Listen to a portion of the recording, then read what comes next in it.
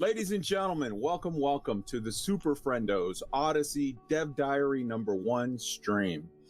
Today we have Commander ALEC Turner. Say hello, ALEC. Hello, ALEC. ALEC is of the Buckyball Racers and of the ALEC Turner's Best of the Forum fame. We have the Buurs. Rheeney, you can go ahead and say if Buur's allowed to talk. Burr is definitely allowed to talk. Hello, everyone. We have the incomparable Commander Plater. Hello. We have Down to Earth Astronomy. Thanks for having me. Hi. Astro, yes, yes. We've got myself, and we have the one, the only Commander Wotherspoon of GALNET News Digest Radio.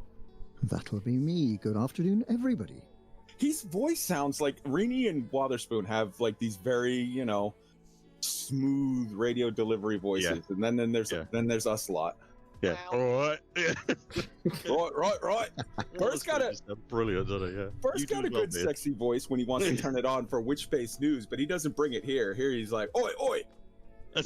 What he said, I've said this before, and I'll say it again. He sounds identical to a guy that runs a YouTube channel called Crime Bodge, and it's basically a YouTube channel essentially citing the UK police force and any mispractices they have.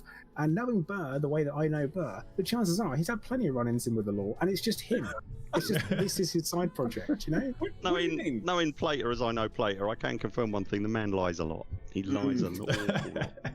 All right, if you know, those ladies and gentlemen listening at home will notice that Buur did not deny that he runs Crime Botch. All right, Sharp Tooth in my stream is now confirming what Plater's saying. Anyway, sorry, move on.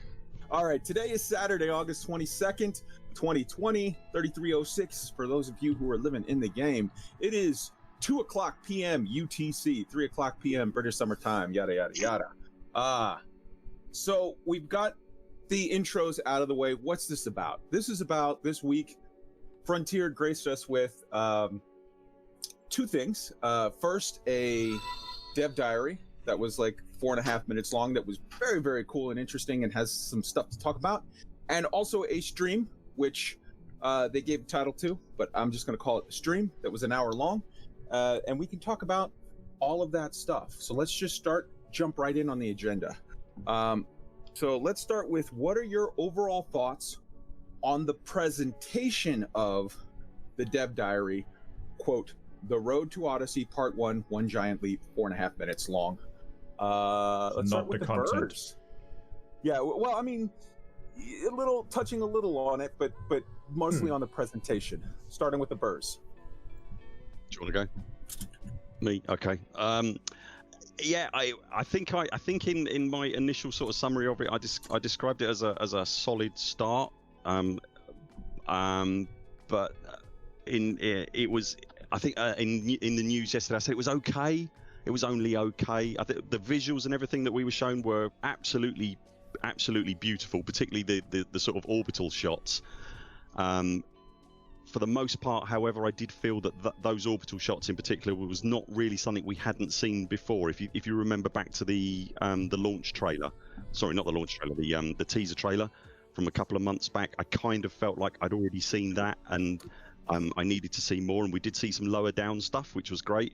The shots of commanders standing on planets next to SRVs and next to Cobras. There wasn't enough going on there for me to say that's gameplay, and they were literally just, I mean, that was literally just like models standing in an environment. To me, it felt, I suppose I wanted to see gameplay, and it felt to me much more like a planetary tech demo, I guess.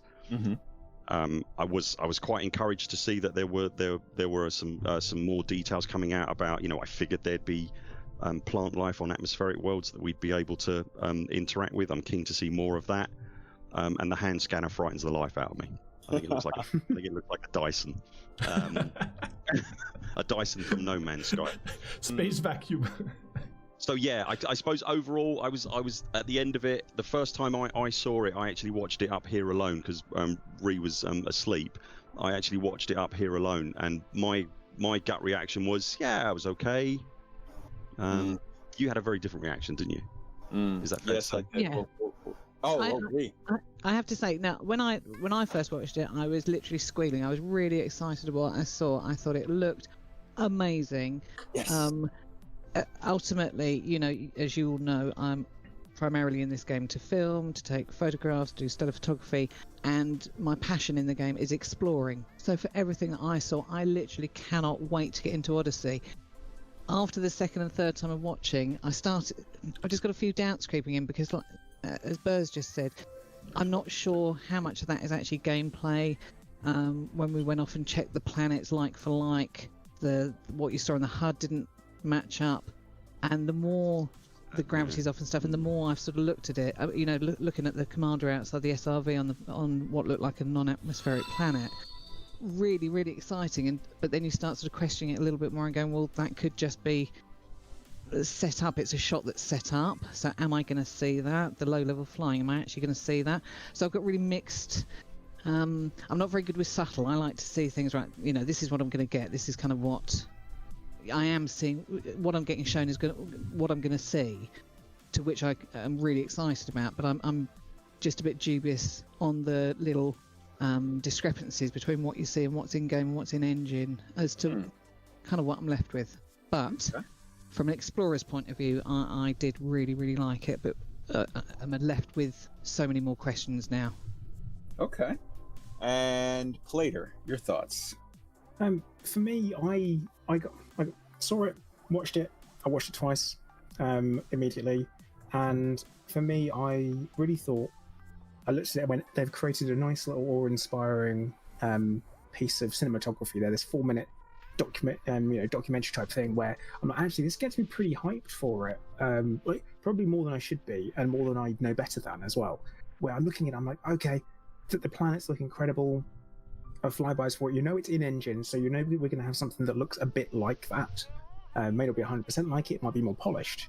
This is always the hope. And then you've got some of that talk about the structures we're going to have not structures, the word I'm looking for is features, on planet surfaces based on the type they are, and I love that. I think that's great, and I'm like, yes, cool, keep talking. And then there's some words that I had to go and Google because I didn't know what they were, and I was like, okay, brilliant, this is exciting. This is levels of detail, which is really good. And there's a couple of key phrases in there which got me excited. Was they said they're gonna increase the level of detail that you can see at long range and close up. So to me, that feels like a real kind of 360-degree approach to upping the level of detail for it. Because you look at the ground at the moment, you're never going to be only 6 inches away from it, but we are going to be when we're on foot, and I think that's going to be pretty mental for us to be able to have a look at that. You clearly drive your SRV a lot nicer than I do then. I also really happy to see that with regards to the first-person gameplay, because I think a lot of us were just thinking that it would just be first-person shooting, running around being like, pew pew, look, I'm in Call of Duty. But then even just giving the idea of we're having something extra that I wasn't necessarily expecting. I didn't even think about scanning plants on planets. What? I mean, we already kind of do it in the SRV. I didn't even think it'd be something that we would do at foot level. Didn't even come into my mind that there'd be something extra in there. There was this concern for me of like, okay, you land on a planet, if there's nothing to shoot, what are you going to do? Well, now there's going to be something for you to do. There's something to scan. And they did talk about it being skill-based in there as well. So again, that encourages me that there's going to be some well thought out gameplay in there. I do always have the concerns that it's overhype and underdeliver, and that's a very real possibility for any new game update or any game delivery. And I have to pinch myself and remind myself that hype is just hype until you've got the product in front of you and you're playing it. Don't get overexcited. So that's kind of where I am. But all in all, I thought it was a very well put together piece, short, and a nice, gentle beginning of the hype build, assuming it wraps up. Absolutely. That's what I would say. Beautiful. Astro.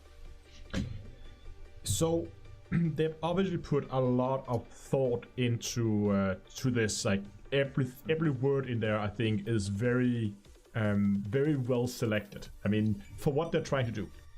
But I think My problem with it is, I think they're trying to do something, well, not a problem, they're just trying to do something different with the dev diaries than I thought.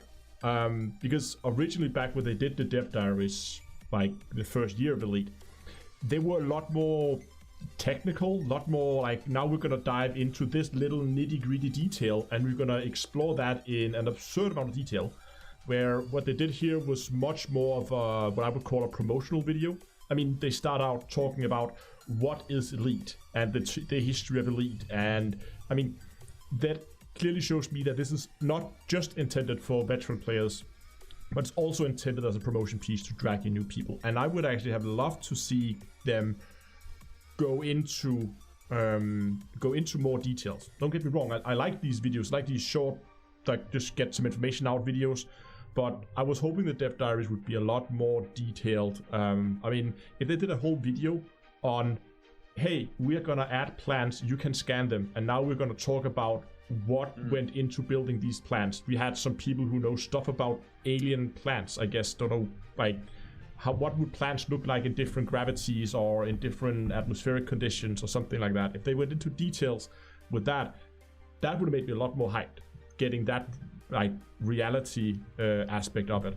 Then like, yeah, some basic information that could have been summed up in a forum post. It was a little light on detail, wasn't it? Yeah, I would have liked to see some more detail come out. And I mean, it's just because, well, I am excited for Odyssey and I like what I saw. I just want more of it. Yeah.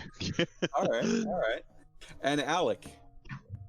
Yeah, I think Astro's kind of hit it on the head a bit there. Really, for me, the whole day, starting with that video, was a bit of a fail in expectation management. It was not what I expected at all.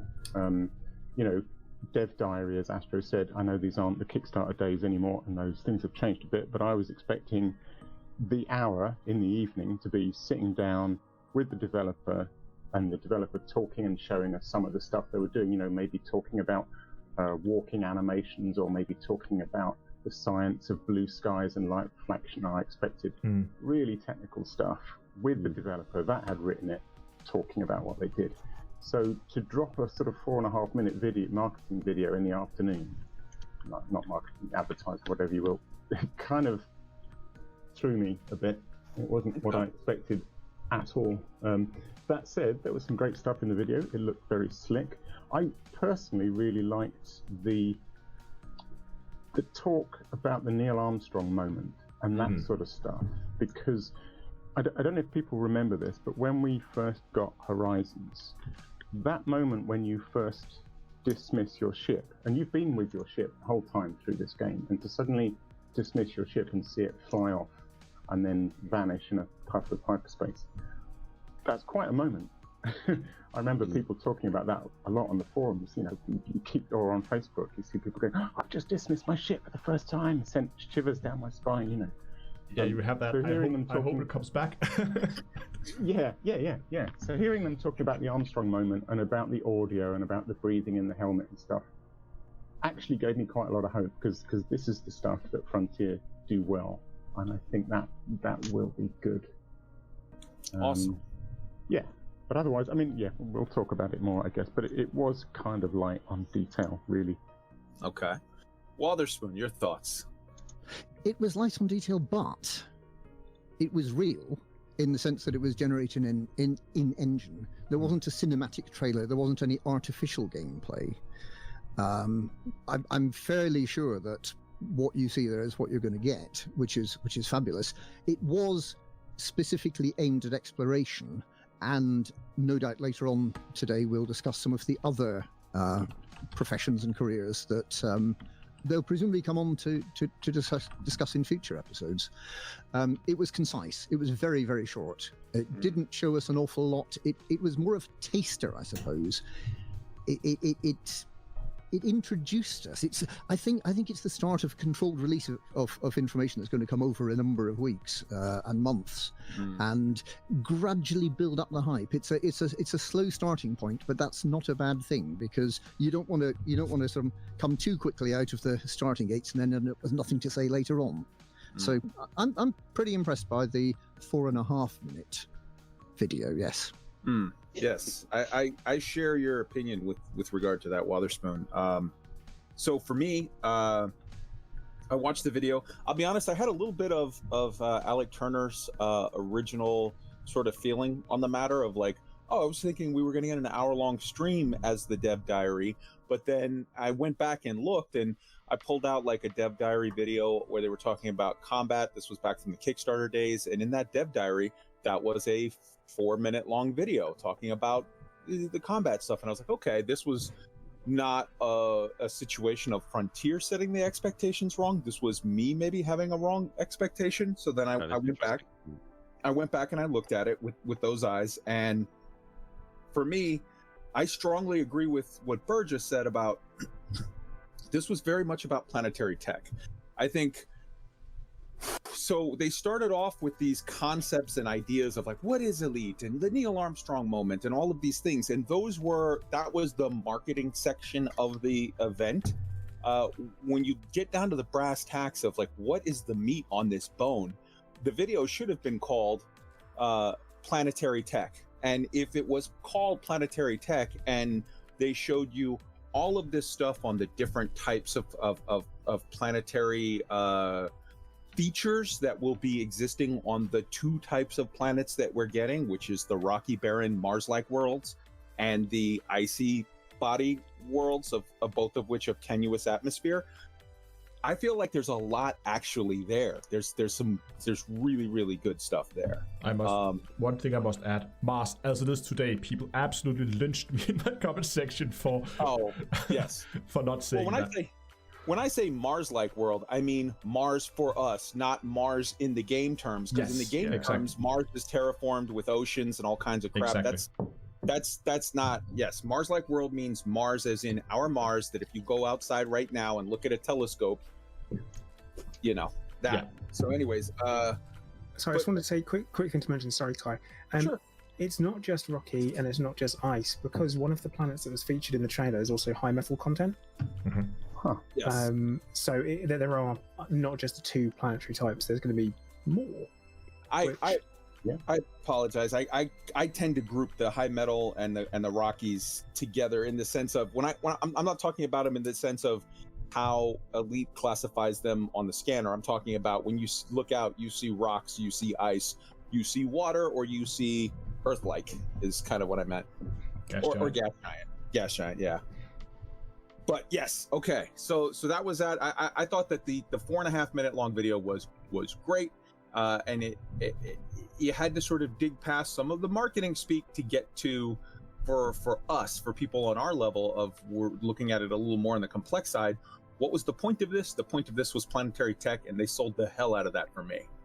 So now let's get to the next point, which is your overall thoughts on the presentation of the stream later that day that they called a discovery scanner. Can I add a quick thing?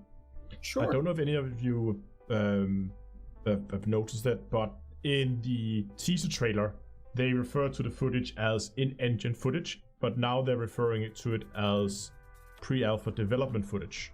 Yeah. I don't know if that's significant at all. I just noticed they renamed it. Apart from like the first 1 second of the video, that is still. I don't know if that has any. I don't even know what the difference between in-engine and in development or pre-alpha development footage. Don't know what development footage is. I think it's quite significant that the word gameplay wasn't there. Yeah, I think that's. Go ahead. No, that's what I was going to say. The word gameplay wasn't there. I just wanted to agree with what Wotherspoon said as well, in that I think it was a slow start, a deliberately slow start, and a soft introduction. I don't, you know, I obviously haven't got the faintest idea what their longer term plan is. And again, you're looking at the difference between expectations and what they've actually delivered in that dev diary. And it was a slow start, and I wanted it to be stronger. I wanted it to be a bit noisier, and for everybody to get to the end. It needed it kind of felt like it needed a money shot at the end, and it was just kind of, it didn't really build to a crescendo. It just kind of got to the end and went ta-da. Yes, a money shot or a mystery, some unexplained shot that was something we just what on earth is that? Creeping in from the corner. I think that's all to come. I think what we started was what we saw was, like you said, the slow start with the build up, and there's more coming. But to the point on the next point that we're on now, which is the stream, Plater, your thoughts? Okay, so as everyone knows, I try to be super balanced about stuff. That ain't gonna happen here. Now, it's a surprise. Now, first of all, it was a 1 hour stream about a 4-minute video. Number one. Now, we're ambitious content creators, but none of us would try to do something so challenging yet so brave at the same time. You know, do an hour-long video about a 4-minute video. You obviously have not listened to my show. I mean, a live stream with conversation is Isn't different. that what we're doing now? I mean, you could say that's what we're doing, but technically we're also discussing the live stream, which was an hour. So I actually got an hour and 5 minutes that we're turning into a 2-hour show because there's so many of them, so many of us. Sorry. So because of that, it's a thing. Now, I thought it was a bit overkill for not enough new information. It was lovely to hear from David Braben. I feel like we haven't heard from him talk about the game and the state of the game in modern times for a very, very long time. So it was good they wheeled them out, but it was very much like they wheeled them out, and it was a shame that it was obviously a pre-recorded segment within the live stream as well.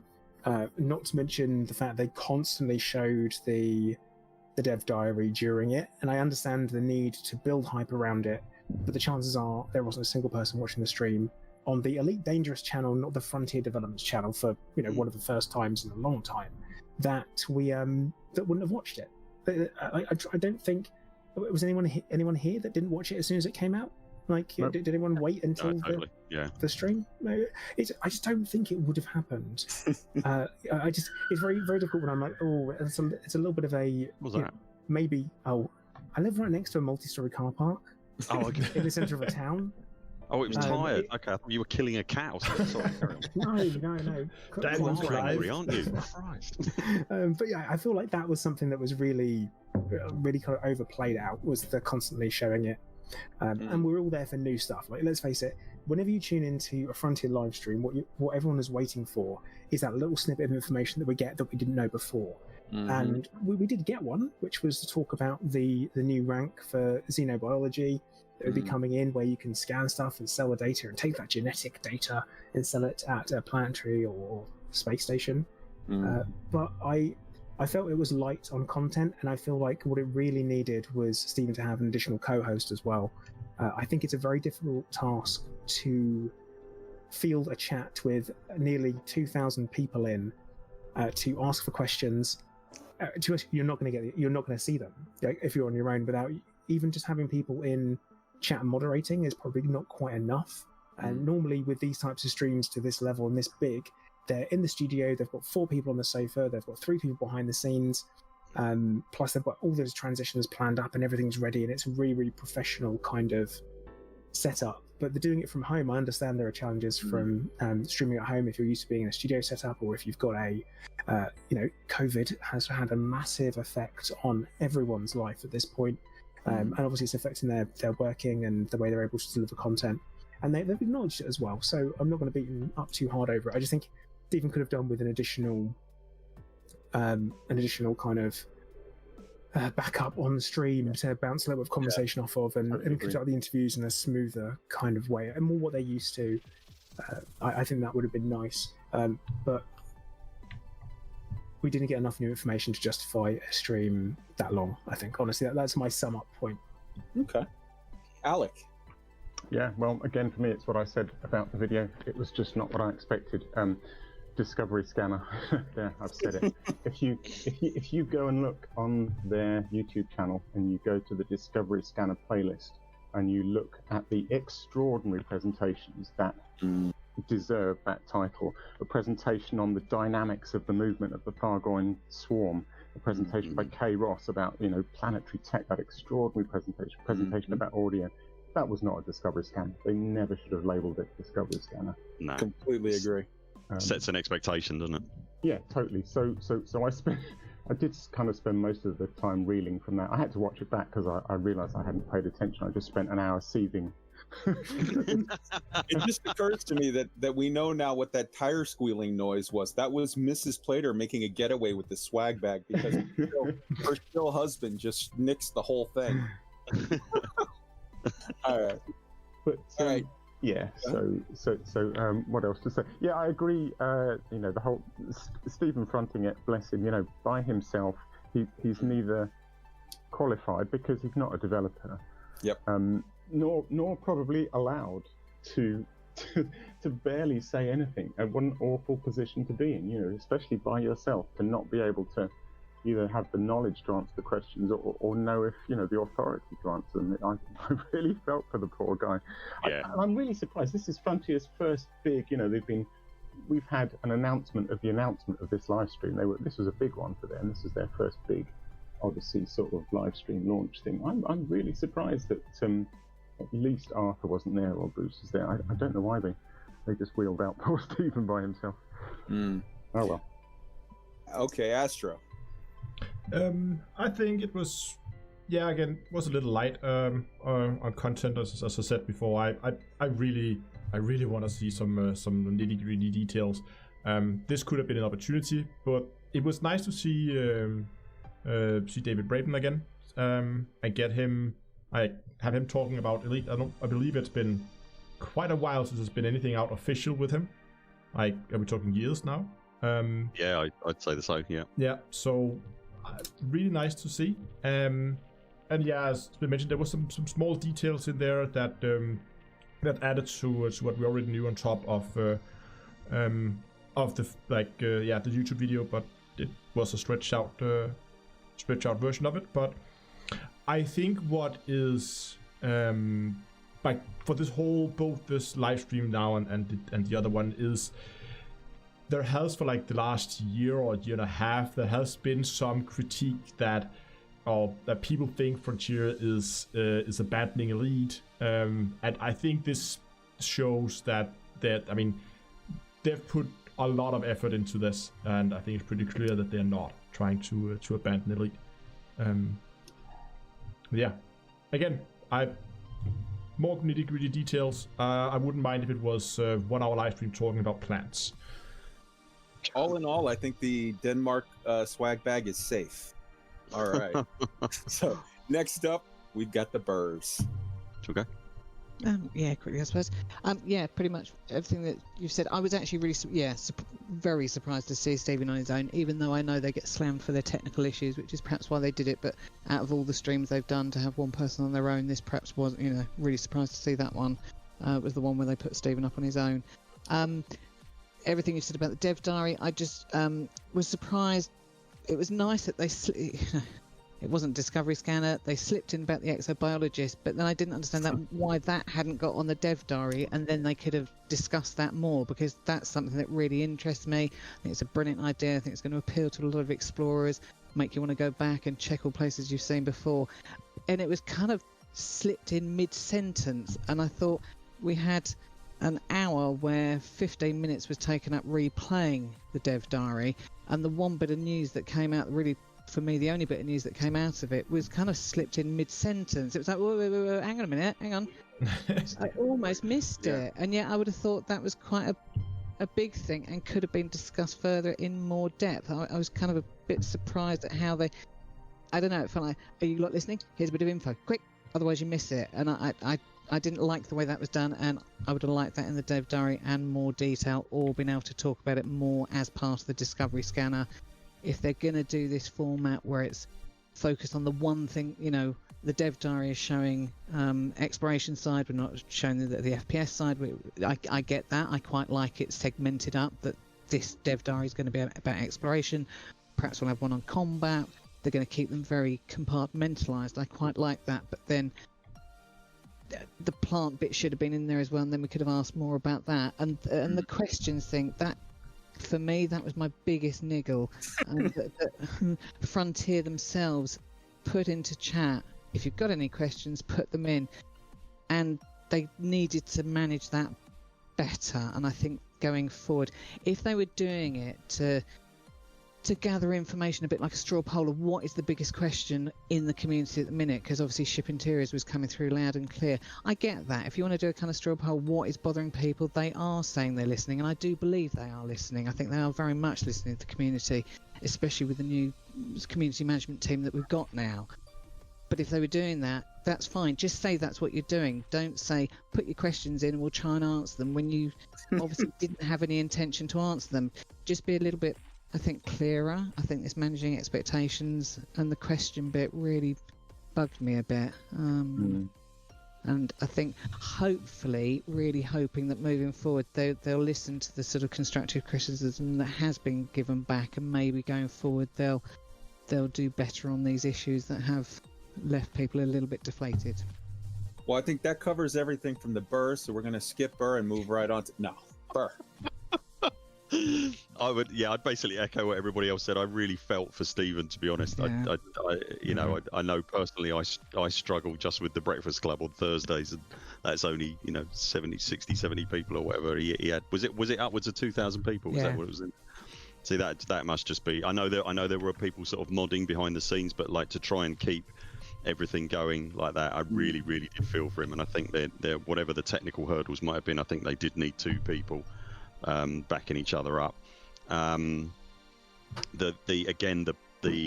way the exobiology announcement was almost not announced, really. It was sort of casually dropped in. I mean, we literally nearly missed it. I kind of looked at each other and went, did they just say there's another elite rank? I couldn't hear exactly what was being said in the stream at that point over Alec's anger. Actually, chipping in for a minute, I've just realised I did miss it. Who was it I was speaking to? There you go. I was speaking to you guys. I think it was you guys on your breakfast stream on Thursday, and somebody mentioned that, I was saying, what did they tell us? They didn't give us anything. And somebody said, well, there's the new rank. And I was like, yeah, I'd literally missed it. Was that? There you go. I was still seeing it. I was it was kind of dropped in as a part of the conversation, and it kind of needed a everybody stop moment. Yeah, slide on screen. There's going to be a new elite ranking. Technically, I hate to be that guy, but there's going to be more than one new elite ranking based on what was said. Sure, yeah. So it felt like it was almost sort of dropped in like, here we go, we're hearing you, we're going to give you, there's a bit of new information, everybody's clamouring for a lot of new information, we're just going to slip this bit in, when in actual fact I thought it kind of deserved more in its own right. You didn't need to slip that in as a token bit of news to the community. That should have stood out in its own right as a new bit of news, if you know what I'm saying, rather than just slipped into a conversation as, I don't know, almost like a sneak peek. It just felt a bit odd. It needed a fanfare rather than a kazoo. Yeah. That's a good analogy. Oh, that's brilliant. I was going to say Braben's appearance as well felt a bit perfunctory and just sort of like, let's roll Braben out. It was a shame it was pre-recorded. They could have given him a bit more meat and potatoes to chew on as well. I don't know. It just felt... Also, it was. I always find them a little bit toe curling. It was because it was pre-recorded, which fine for whatever reason. Yeah. But don't try and do it like a sort of proper Q&A. It was clearly scripted, wasn't it? Which is too scripted. Can I just add on the end as well? Having seen the dev diary during the day and thought, okay, that's a solid start. That's great. I'm really excited to see what the live stream's going to deliver. I figured there'd be a lot more meat to it. It was, I know I'm echoing what everyone else has said, but it basically went over the dev diary, and the dev diary was light on details. So it kind of like, I kind of got to the live stream and thought, right, here we go, and then it was like, and then nothing, and it was just sort of, I left it really deflated. Anyway, sorry, go on. All right, so Wotherspoon, what were your thoughts on what I guess they're calling it, Discovery Scanner? What can I say? I mean, we're saying that an hour spent analysing a 4.5-minute video was too long, and here we are spending 2 hours analysing the hour-long video. I don't see the problem with that. Right, and what are your thoughts on that? Well, you know what? We should do a get together next week and then discuss this live stream next week, and then make it 4 hours. We could do that. Yes, totals all the way down. Can you see that? It's just kind of content. It's just escalating amount of content. But it was disappointing. Having seen the 4.5-minute discovery, the 4.5-minute dev diary at lunchtime, then sort of discovering that really there was nothing new. I was spending an hour sort of doing this, watching this stream that was trailed weeks in advance, or at least sort of, we were told it was coming weeks in advance, and then it was basically there was 1 or 2 new facts. I mean, it was great seeing K. Ross. It was great seeing David Braben. It would have been nice if David had been asked some more, perhaps incisive questions. It was great seeing the other developer, whose name I forget, I'm afraid. Darren Halil. Thank you very much. That was all good, but it was a bit bitty. There wasn't a lot of information coming out of it. You could have probably condensed it into about 20 minutes, and it would have had all the information that we needed. Well, you would have lost the 18 other times that they replayed the video. Yes, I was disappointed they didn't show it more often. Jesus Christ. How did you say that with a straight face? Come on. All right. One more time. So now we've come to my thoughts on the, let's say, Discovery Scanner. And for this, we're going to need that. All right. God, this was disappointing. This was the low point for me. Sorry, I guess my swag bag is in jeopardy, but this is just the truth. Number one, don't call it a Discovery Scanner, because it wasn't. You guys have put on phenomenal pieces of information, as someone pointed out earlier, that were called, I think it was ALEC, that was called Discovery Scanner. This does not do service to that name. This should not, don't put this video in that folder. It doesn't go there. You could have called this a, highlight on the dev diary. That would have been completely acceptable and fine. You could have called it a lot of stuff, but calling it what you did was not the right move, and handling it the way it was a little meh. You started off with the Steven intro, which was live. Then you cut to 10 minutes of David Braben, which, I'm sorry, I disagree with whoever, I think it was Rheeney, had said that it was like a little pro forma, or somebody had said it was a little on the pro forma side. I thought David Braben was fantastic. I thought he was, the look on his face when he was so excited, saying there's more people playing Elite now than ever. And we're just getting going. Like we got so much stuff that we're coming up with next. That look on his face was not the my share price has gone up by 3%. It was, that look was like, yeah, we made a cool thing. You want to come play with it? And that I love that man. I love that man, and I love Dr. K. Ross. And if we could have if the 5-minute video was just Dr. K. Ross and Anthony Pierce, and then the hour long was Dr. K talking with David Braben or whatever, I would have been in love. But yeah, we got this instead, and so that was a problem for me. I 100% agree with what Rheeney said. Of it bothered her, the whole thing, that like literally it was put in the chat multiple times, and Steven said on stream multiple times, chuck your questions in there. We're going to look at your questions. I think that was absolutely the wrong way to go about it from the beginning. I think it was disingenuous because they weren't answering questions. They literally were asked 2 questions. Steven was asked 2 questions that he read out loud the questions. Number one, how many planets are there going to be? Which earlier in the stream, your CEO said trillions. So that's an answer you can give without stepping on any toes. Steven read out loud, how, are there going to be multiple new suits?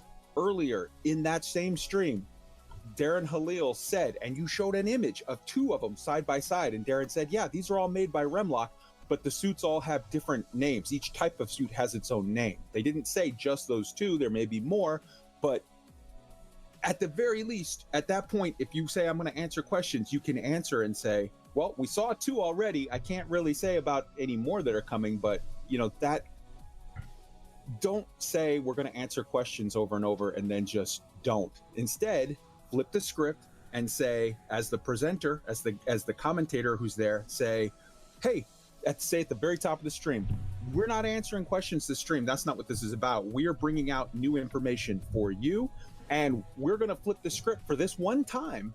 I'm going to ask you questions. I'm going to say, because if you want to do the straw poll side, you can say, hey, tell us what you think about this, or what your concerns are, or what your questions are, or what features you're excited to see in the next dev diary. And you could have got back, and then as Steven, as the person who's there on the stream trying to juggle hand grenades, you can cherry pick the ones that you want to talk about and say, oh, I see. A Mr. Alec Turner says, you know, that's cool. Are we going to get other SRVs? We're interested to see about that. Oh, I see a Mr. Plater said, what about walking in stations? Interesting. You could do that as opposed to saying, I'm going to answer your questions and then not for an hour. Sorry if I sound a little heated on this, because I felt a little heated on it. But now, having said that, that's my criticism side of it. Buried within that, there was lots of really, I feel, really, really good meat on that bones. There were little things that we're going to get to in the next section that were mentioned that it's like, oh, okay, ooh, this got me excited. So it's a question of, you know, your content versus your what do you call that, where you show how you choose to demonstrate it, your demo or whatever. Presentation, there we go, thank you. And I felt like this had good content, you just had to get past the presentation. I strongly agree with the idea that maybe Steven should not be alone for these. I think if you're going to pair up a community manager for something like this, like I said, don't call it a discovery scanner, but if you're going to do another highlight on the next dev diary, pair a community manager with some form of developer so that they can together sort of work it, and then have another person, you know, behind the scenes just pulling and monitoring the chat and whatever. And don't say you're going to answer questions, please. But there was some really great stuff in there after you got past the bad presentation. All right, so moving on to, does anybody have anything they want to wrap up on this one before we move to the next? Yes, I love David Braben's like section of a ship he has in the background. I spent way too much time focusing on that than actually. I was staring at that through the entire the Amadi Global Investments video from a couple months back. He was there talking through with that ship at his little desk, and you could see out the side window, and I was like, oh, that's a lovely little office. But Buur, you had something. Yeah, all I was going to say was I think a lot of my disappointment on how the events of the whole day played out really was I really, really, really desperately wanted this event, for want of a better expression, to be a massive big deal for them, to be a real kind of bang watermark moment, you know, and it just wasn't. It felt a little bit damp squibby, particularly after the live stream, and I was really disappointed. I wanted it to be better for them, and it wasn't. I feel like, oddly enough, it's a weird situation where the live stream, I think, lowered people's overall impression of the developer diary, as opposed to, yeah, that's the one last thing I forgot to say on the thing. Please, next time you do one of these highlights, when you take a 4.5 minute long video of something that I feel was like actually precious and interesting and exciting and whatever, and you play it 3 times in 1 hour, you really devalue it. You make it seem like people get bored by what was amazing when they first saw it. And as somebody else said, we'd all watched it 2 or 3 times already. Yeah. Before it even started. 100%. All right. So moving to the next, this was the low point, I think, in the conversation, but I hope we're gonna turn it around here. So for everybody listening, going, hey man, this is these guys seem medium to high salt. Just wait, here we come. All right, so the next question is going to be your thoughts on if you have any that you want to add on the 4 sort of key articles that have been mentioned over and over and over all week on this: the Polygon article, the Twinfinite article, the IGN article, and the GameStar article. I think we're going to keep this one super brief because I don't think they're really warranting a lot of time, but we'll just hit if you want to add anything on them. Wotherspoon. Okay, well, there were a couple of things in the Polygon article, which was a Charlie Hall article, which seemed to add a little bit more information. Interestingly, it appears that Frontier hasn't quite yet decided how it's going to manage transitions. First of all, the transitions from space down onto the planetary surface, and then secondly, from the cockpit of the spaceship down onto the planetary surface. That's sort of interesting in a way. In my way of thinking, they already have the glide in the airless worlds, so in a sense they already have that. It already feels like you're going through air, so perhaps that's not such a big deal. As far as the transition from the cockpit to standing on the ground is concerned, you're not going to get your Neil Armstrong moment unless, at the very least, you're walking down the steps and you actually get to put your foot on the on soil. If you just fade from black and you're standing on the ground, that's not a Neil Armstrong moment at all. So it's the bit inside the ship that I think must be undecided. Do you walk through the inside of the ship, or do you just materialize at the top of the steps? That's the only thing that I particularly took from Charlie Hall's article. I thought it was a pretty good article. He does a lot of good stuff for Elite Dangerous, and he's definitely worth following if you don't already. Right on. Plater, your thoughts? Obviously, I think that the main talk is really what happened with the articles was the dev diary came out. Everyone thought it was amazing. The articles came out. Everyone thought the dev diary was crap. That's kind of, and I say everyone, that's a sweeping statement if ever there was one. But it became very much like that became the key focus. It shifted the focus from everyone really loving what all the new stuff would be to suddenly the things that may not be there because the article said they would be or wouldn't be. And of course we have spoken to Frontier and we've had a little bit of clarification that there has been no formal statement made around things such as fauna and not just flora, so actual things that walk around, ambulatory life, and also that transition and ship interiors. So there's been no formal statement made about that, and everyone's really picking on the detail that it won't be in there. Or they're like, well, if they say they haven't made a formal statement, it means they're not going to do it. And just to clarify real quick for anybody who's being pedantic, I think everybody on this panel is pretty much expecting fauna of the Thargoid variety, but I don't think we have a lot of high hopes for other fauna, right? Plater, is that weird? Yeah. I mean, I'm expecting to shoot Thargoids in the face at point blank range with some form of super advanced shotgun and say, now that's what I call in close encounter. You know, I'm there. You know, I'm ready for it. And if there isn't a melee attack either, I'm going to be really upset. But that's kind of like the first-person shootery stuff that we know is coming, but we have no idea what it is. But you know what? Frontier have just said that it's going to exist. They haven't said anything about it. But we're not focused on like, well, I don't think there's going to actually be any guns apart from the one they've shown in the trailer because we haven't seen anything else yet, and Frontier haven't said anything about it. You know, I think we're getting a little bit ahead of ourselves a lot of the time with the negative stuff because I feel like a lot of us are waiting to have that rug pulled out from underneath our hype. And those articles did that a little bit. And then, of course, they've gone back and went, hang on, why haven't Frontier openly said this about this? Yeah, it seems like something really important they would tell us if there was going to be animal life on planets. It doesn't seem to be like the thing that would get released in a third-party article and not provided to all publications at the same time or all their content creators who they're looking to work with at the same time. I feel like that's something that wouldn't happen as such, and a lot of people are focused on that. So I mean, I really do encourage the whole wait for an official statement on something before you. The same way that when we get excited about things being in it. Completely agree. You know, the same kind of thing, you know, and it's tough when, especially when, you know, they put an article out and it's one dude that's written this article, and then you also have some contradictory information that you found out directly from Frontier, and you're able to share it, but people don't listen to you because you're one dude.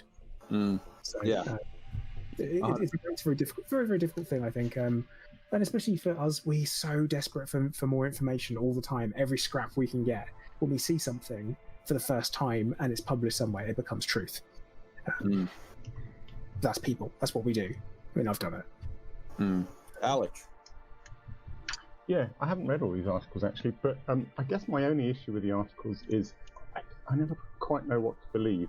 I feel like I don't know how this works. I don't know if they're actually interviews or whether there's some sort of press pack of information for these magazines to sort of recycle. But I'll just finish. But you know, I've heard around the forum and places some aspersions cast on Polygon, for example. You know, sort of comments about, oh, it's not all true, and then a lot of laughter, like, yeah, of course, Polygon is never true. So I just don't know how much truth. You know, there's some big bombshells in some of these articles, and I just don't know whether to believe them or not. You know, the fact that it's not coming out on PS5, the fact that we can't walk around inside our ships, the fact that there's going to be animals as well as fauna. I just don't know whether to believe any of that. So I guess I kind of take the articles with a pinch of salt. Smart man. Very smart man. So just to answer your question of, you're saying that you don't know where that was sort of where the information sort of came from. I can say it now. I didn't before, but on August the 11th, Frontier held a showcase for multiple games for the games journalism for Games Press, one of which I mean, they did a big thing on their Planet Zoo Australia drop. They did stuff on the Planet games. They did stuff on other stuff, but they also included this information and this get together for people to ask questions. Actually, the way that I found out about it and I knew about it is because one of the very reputable games journalists in question, I think, was sort of drunk and tweeted, "Hey man, I don't even remember what the hell this was about," like 2 or 3 weeks before that. And it listed, he showed a picture of his like diary, and it had a thing, and it said August 11th, Frontier Showcase ? Wow. And it's like, this guy, like this epitomizes to me the ethical value of games journalists, and that they just there's no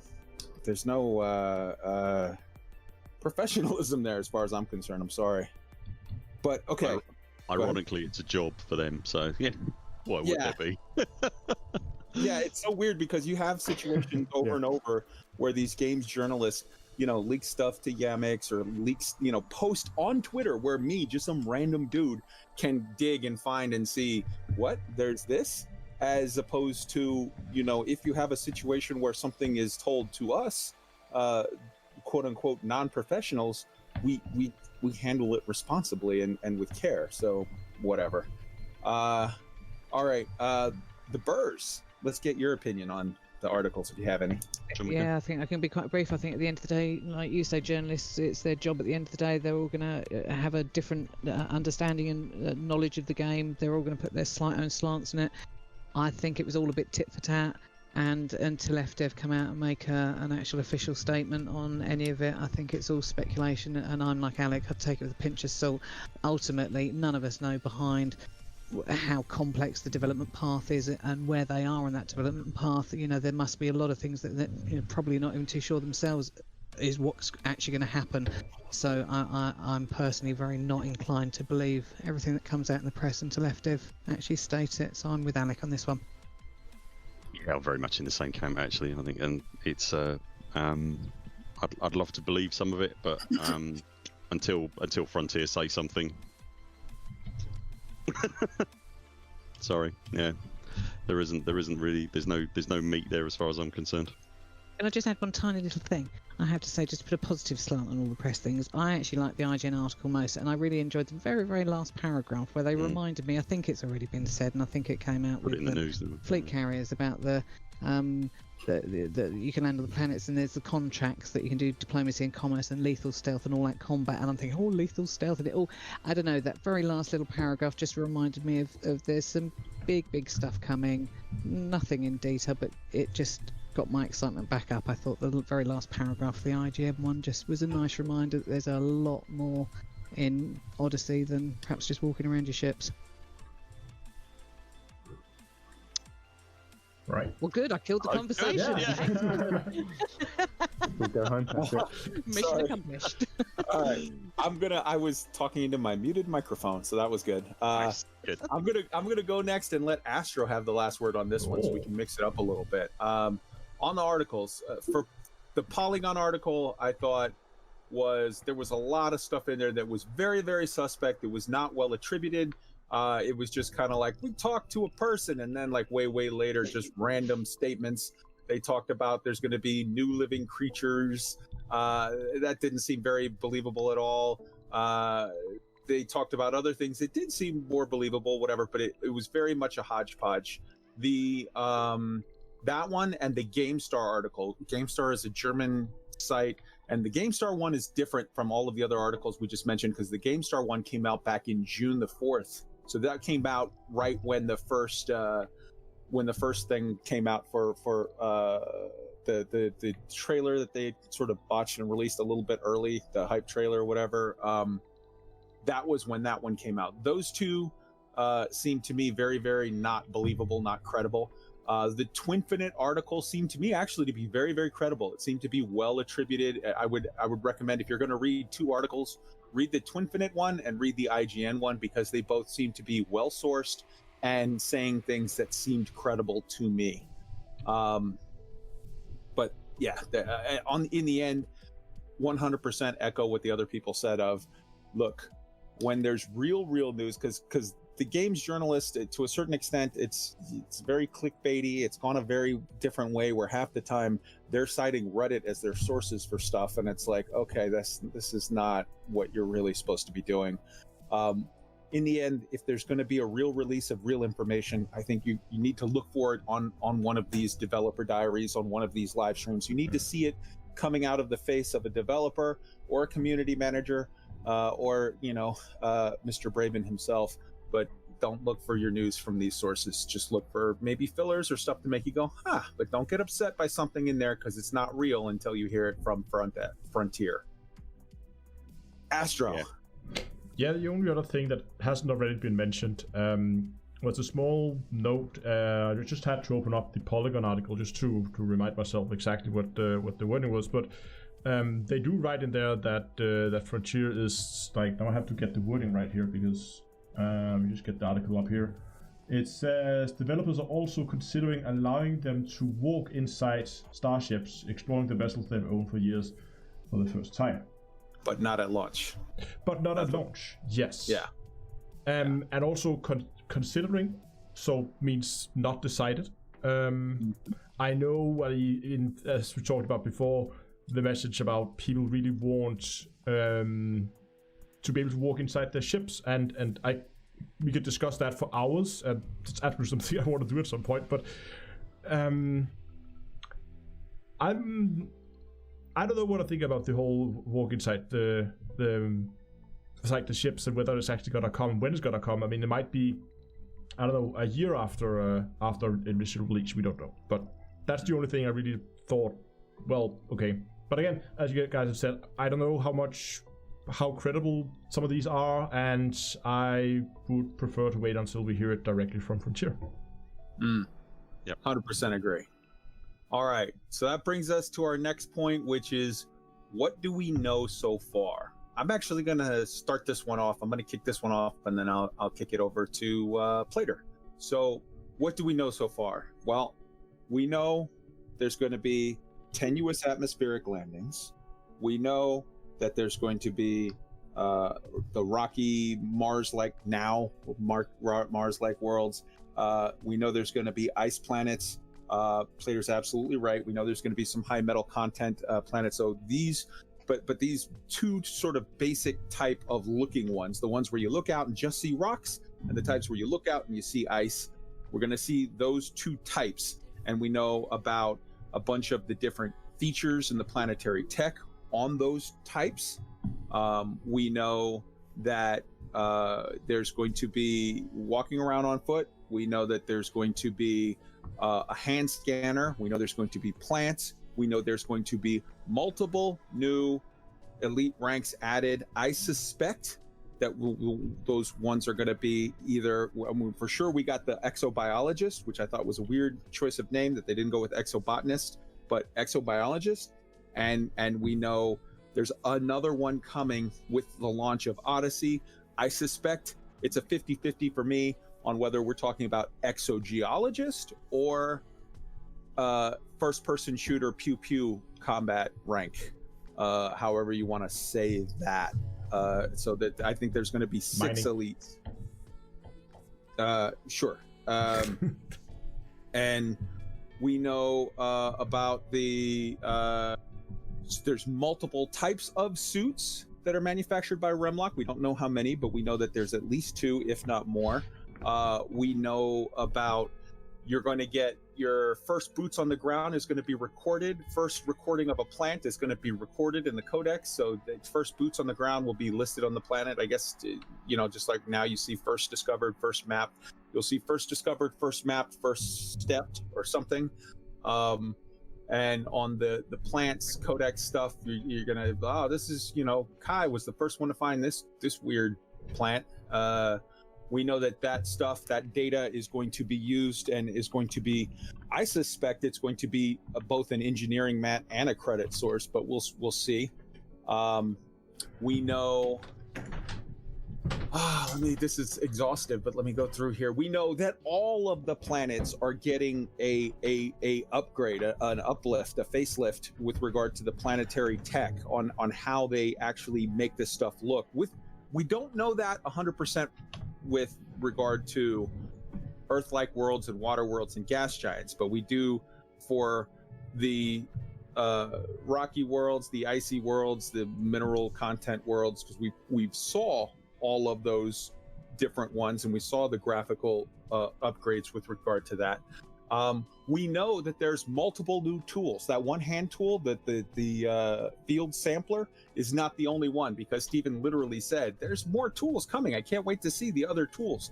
I suspect those other tools, you're going to either see some form of a hand tool that does, you know, exogeology or exomineralogy or whatever you want to call it, where it's like, okay, I'm scanning rocks for stuff, and or that could have built-in functionality or have a completely separate tool that is some form of a hand miner tool, some form of a mining laser that you aim at rocks and zip and do whatever. We know that the exobiology thing has like a mini game attached to it. They talked about Darren Halil talked about it being that there's a fine-tuning reference to it, and to me that evokes the idea of like your FSS scanner or your subsurface deposit mining or your core mining or whatever, where there's going to be some form of a mini game that you use to get like a higher score or to get whatever to successfully gather that data. We also know, and this is very, very important, and this goes back to what David Braben said in his part of the talk. When they were talking to David Braben, he says, let me pull this up.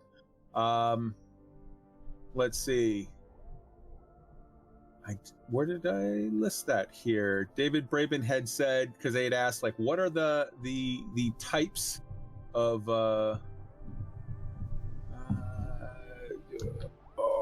here, hold on, let me pull this up because I did not put that in that note for some reason, and I should have. For the David Braben portion of this talk, he asked him, Stephen asks him, okay, well, he says, this is the first developer diary. Can you give us an insight of what is yet to come? And David responds, there will be further diaries yet to come looking at things like gameplay, 1, how the missions work, 2, how combat works, 3, and how further environments work, 4. And then, of course, there's Odyssey itself. That's an exact quote, which to me, it's like, okay, you've just set out 5 things. If there's 5 more dev diaries coming, and one is gameplay, I don't know exactly. Gameplay encompasses everything to me, but I don't. All right, so a diary on that. How the missions work. They've already said that there's going to be extensive. There's going to be new missions that are combined missions where you have like ships plus SRVs plus people on foot, like working together in some sort of a joint raid. That was mentioned in the post that was made back when the first Odyssey thing dropped. Or it could be talking about like how the mission boards are going to work on the on-foot planetary settlements or whatever. How combat works. I think you're going to get a whole dev diary on FPS Pew Pew. That's going to be a whole thing. And then how further environments work. That has me question mark. Is that could be a thing like maybe towards the end where they say, okay, and here's water worlds, and here's gas giants, and here's Earth-like worlds, and we plan on these, 6 months, 9 months, and a year out, or I don't know. And then the last part, and then of course there's Odyssey itself, and that has me really sort of question mark question mark? Like, Odyssey, what is Odyssey? Odyssey is the greatest story ever told. The whole 10-year journey of Odysseus to make it back from the Iliad to his wife. I think story is the word there. This is the story. This is the moving on of the story of Elite, if you like. And I think that's going to get a whole dev diary. So for those people that were underwhelmed about what I am calling the Planetary Tech dev diary, David just told you, hey man, over the next couple of months, you're going to get all of this other stuff. You got that to look forward to. Enjoy. All right, I feel like I've talked way too much, so why don't we go to Plater? How am I actually meant to follow that, right? When you said, let's talk about all the stuff we know. We're all DMing Kai going, go to Plater. But it's like, oh God, you're coaxing me here, man. I'm sorry. I think you kind of went on to a little bit about stuff we don't know on the end there. I'm going to respond to a bit of that. Okay, you talk about the Odyssey itself. I think he's honestly just talking about the name of the expansion and it being released. I don't think that there is an Odyssey, this great journey thing. I don't think that's a thing. Honestly, that's what I think. I'm not entirely sure that is a thing in its own. I think he's very much talking about you've got all the dev diaries to come, all the press announcements, and then the actual game itself. You know, I feel like it's that because Odyssey so far there's been very little duality when it comes to things being spoken about in Elite. There's vagueness, yes, but there's very rarely is the same word used for two different things, with the exception of Aegis fighters and Aegis being the anti-Thargoid group. And like that's the only time that double word has been used like in that way. So I don't think that's necessarily a thing. Personally, I think you could be reading too much into it. Can I ask then about Horizons? Because Horizons it was called that for a reason. It's because you could land on planets and you could see a new horizon effectively. What's the coded message inside Odyssey that could be? They've chosen it for a reason. There's something about that word that's going to encapsulate what it is we're getting next, and I don't know what it is. And that's the thing that gives me a tiny bit of hope in what Kai's saying. Maybe Raven meant the Odyssey. Maybe he meant the story. I don't know. Maybe. I mean, because Odyssey itself simply means an extended adventurous voyage or trip, which isn't that what you do in Elite? Because there are lots of people that are on Odysseys already, technically. So every time you go out exploring, is that not an Odyssey? That's... I don't think, like I said, I don't think it's something new. Horizons, yet we can land on planets. It's a bit of a nifty gimmick. If we had Beyond, beyond what? It wasn't really beyond anything. It was, it was beyond what was there before. But then again, beyond the horizon. You say that. The good one was Guardians. I don't know if you remember, but when they started bandying around the word Guardians, we all thought that meant ship launch fighters, or a lot of people did, because we didn't know at all that there was another race, the Guardians. And everyone's like, what does that mean? And we just assumed it meant crew members or ship launch fighters, and I thought that was a really good surprise. So I think the engineers. Oh wait, hang on, bad example. I think I'm beating you on that one, Plater, because so far we have the example of Horizons tie into Horizons, Guardians tied into the storyline of the Guardians. All you've got on your side is Beyond. So I think I got you 2-1 on that. All right then. Okay. So, do you remember when engineers were introduced and the update was called Engineers because they had. There you go. But what was it? But when did any of that ever mean storyline? That didn't mean storyline. It doesn't in the sense of engineers. Did it mean storyline? Because it didn't kind of really when you think about it, and it was more. It didn't mean storyline than Guardian. So technically, you could argue that the Guardian meaning didn't mean anything because it was more about Thargoids. So maybe it stretched. It did refer to the type of you were doing all the Guardian stuff. Also, I mean, yeah, if you wanted to. Yeah, I'm not letting that one go. Odyssey, I don't think you're saying Odyssey means storyline when Odyssey means a long adventurous voyage. So AKA Elite. Saying storyline, Odyssey's that focus on storyline, and also it's called Elite Dangerous, and it is neither elite nor dangerous if you're playing solo. But that's like saying we'll get told. That's like saying, well, there was a book called Catcher in the Rye. It must be about a guy who plays baseball and drinking whiskey. Like, you could look at it different ways, I guess, if you wanted to, but yeah. And was To Kill a Mockingbird actually about killing a mockingbird? it was. I read that book. Yeah, There was this the one whole saying, book was chasing it. It was like the goal for it. Okay, if I can jump in here, I had to take my headset off for like 30 seconds before. I don't know if you mentioned it, Kai, but I'm pretty sure I saw somewhere that all these graphical updates are not just for the new atmospheric planets. Yes. These are also coming to the existing worlds. I think Yes, I think it's such a fact that's often, well, maybe it might seem like for a lot of people, but I think it's not spelled out, and there might be some people who get confused whether this is only for our atmospheric. But I think this whole new planetary tech will not just be on the atmospheric worlds, but also the existing ones. And I'm beginning to be puzzled. What about the people who then do not buy Odyssey? Do they get this graphic patch as well? They do. I would bet money that they do. I'd absolutely put money on that. Yep. And I did mention that real quick, down to earth. But yeah, why don't we? Okay, so Wotherspoon. Go ahead. Sorry, I want to say quick in with that though is that those people that have Horizons see different planets from those people that have the base game. Yep. So does that mean that Odyssey is going to update the base game as well? I think that's that problem.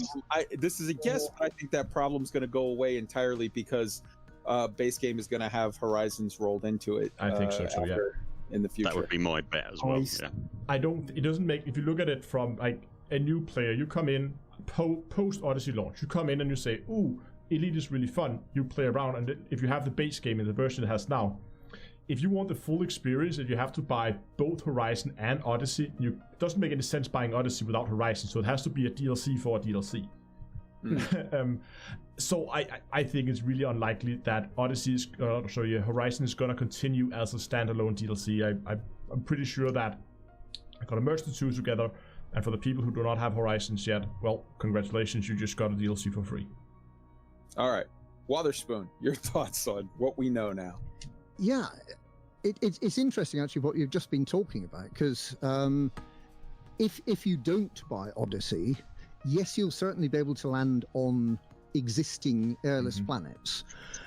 You may require a hardware upgrade if you automatically get the extra rendering and the extra sort of quality.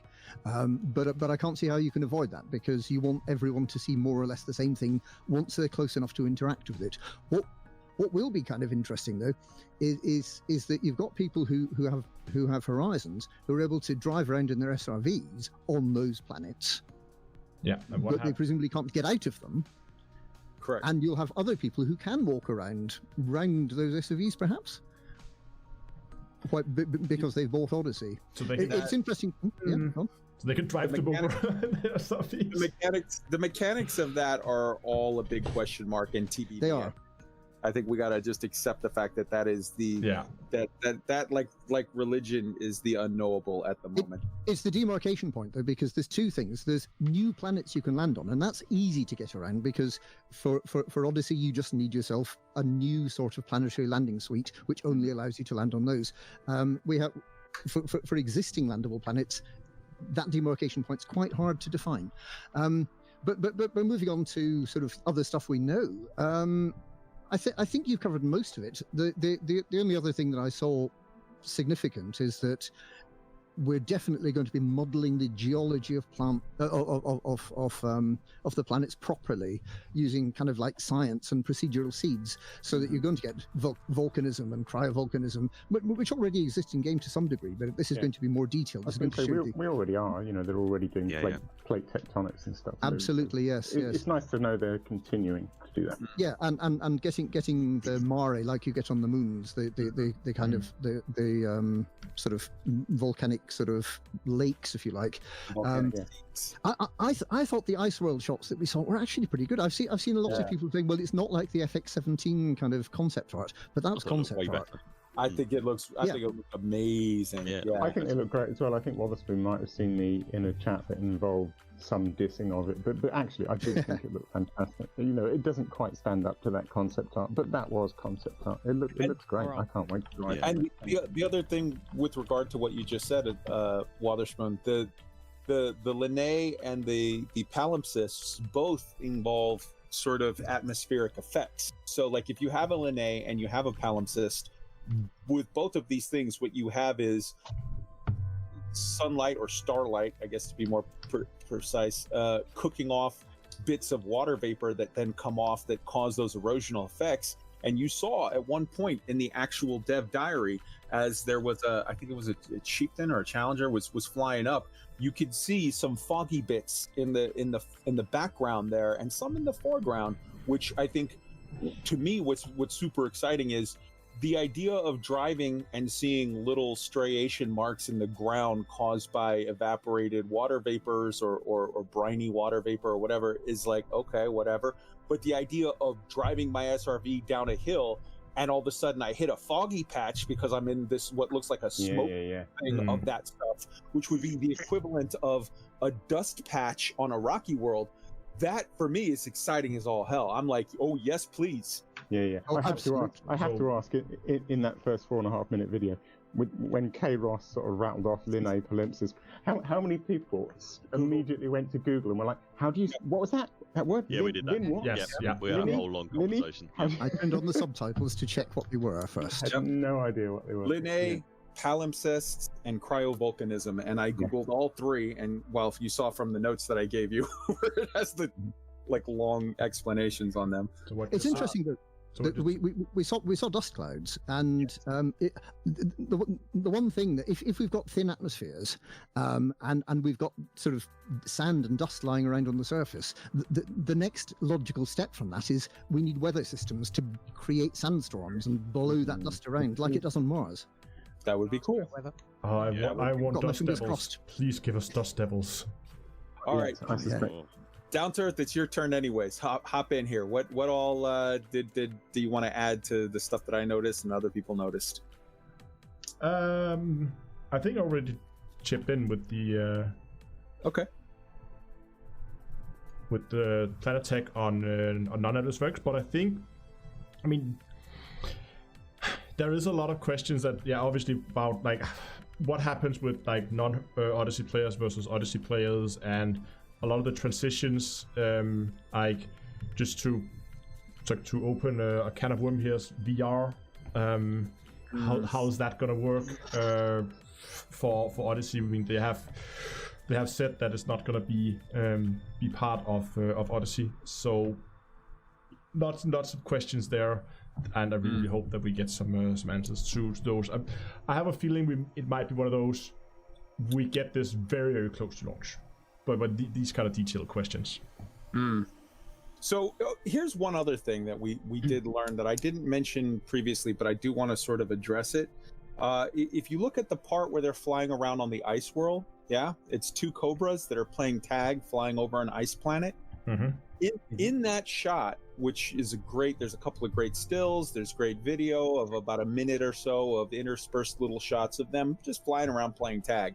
If you notice something, on the speed indicator, it shows that the Cobra is doing like 259 meters per second or whatever, and it shows no chevrons on the engine. So those chevrons were added back in September of last year, September 18th. Those chevrons were added to the engine, showing the ones that kind of show where you're moving forward or you've got it in reverse, which to me indicates that planet, they had that Planet Tech looking that good over a year ago.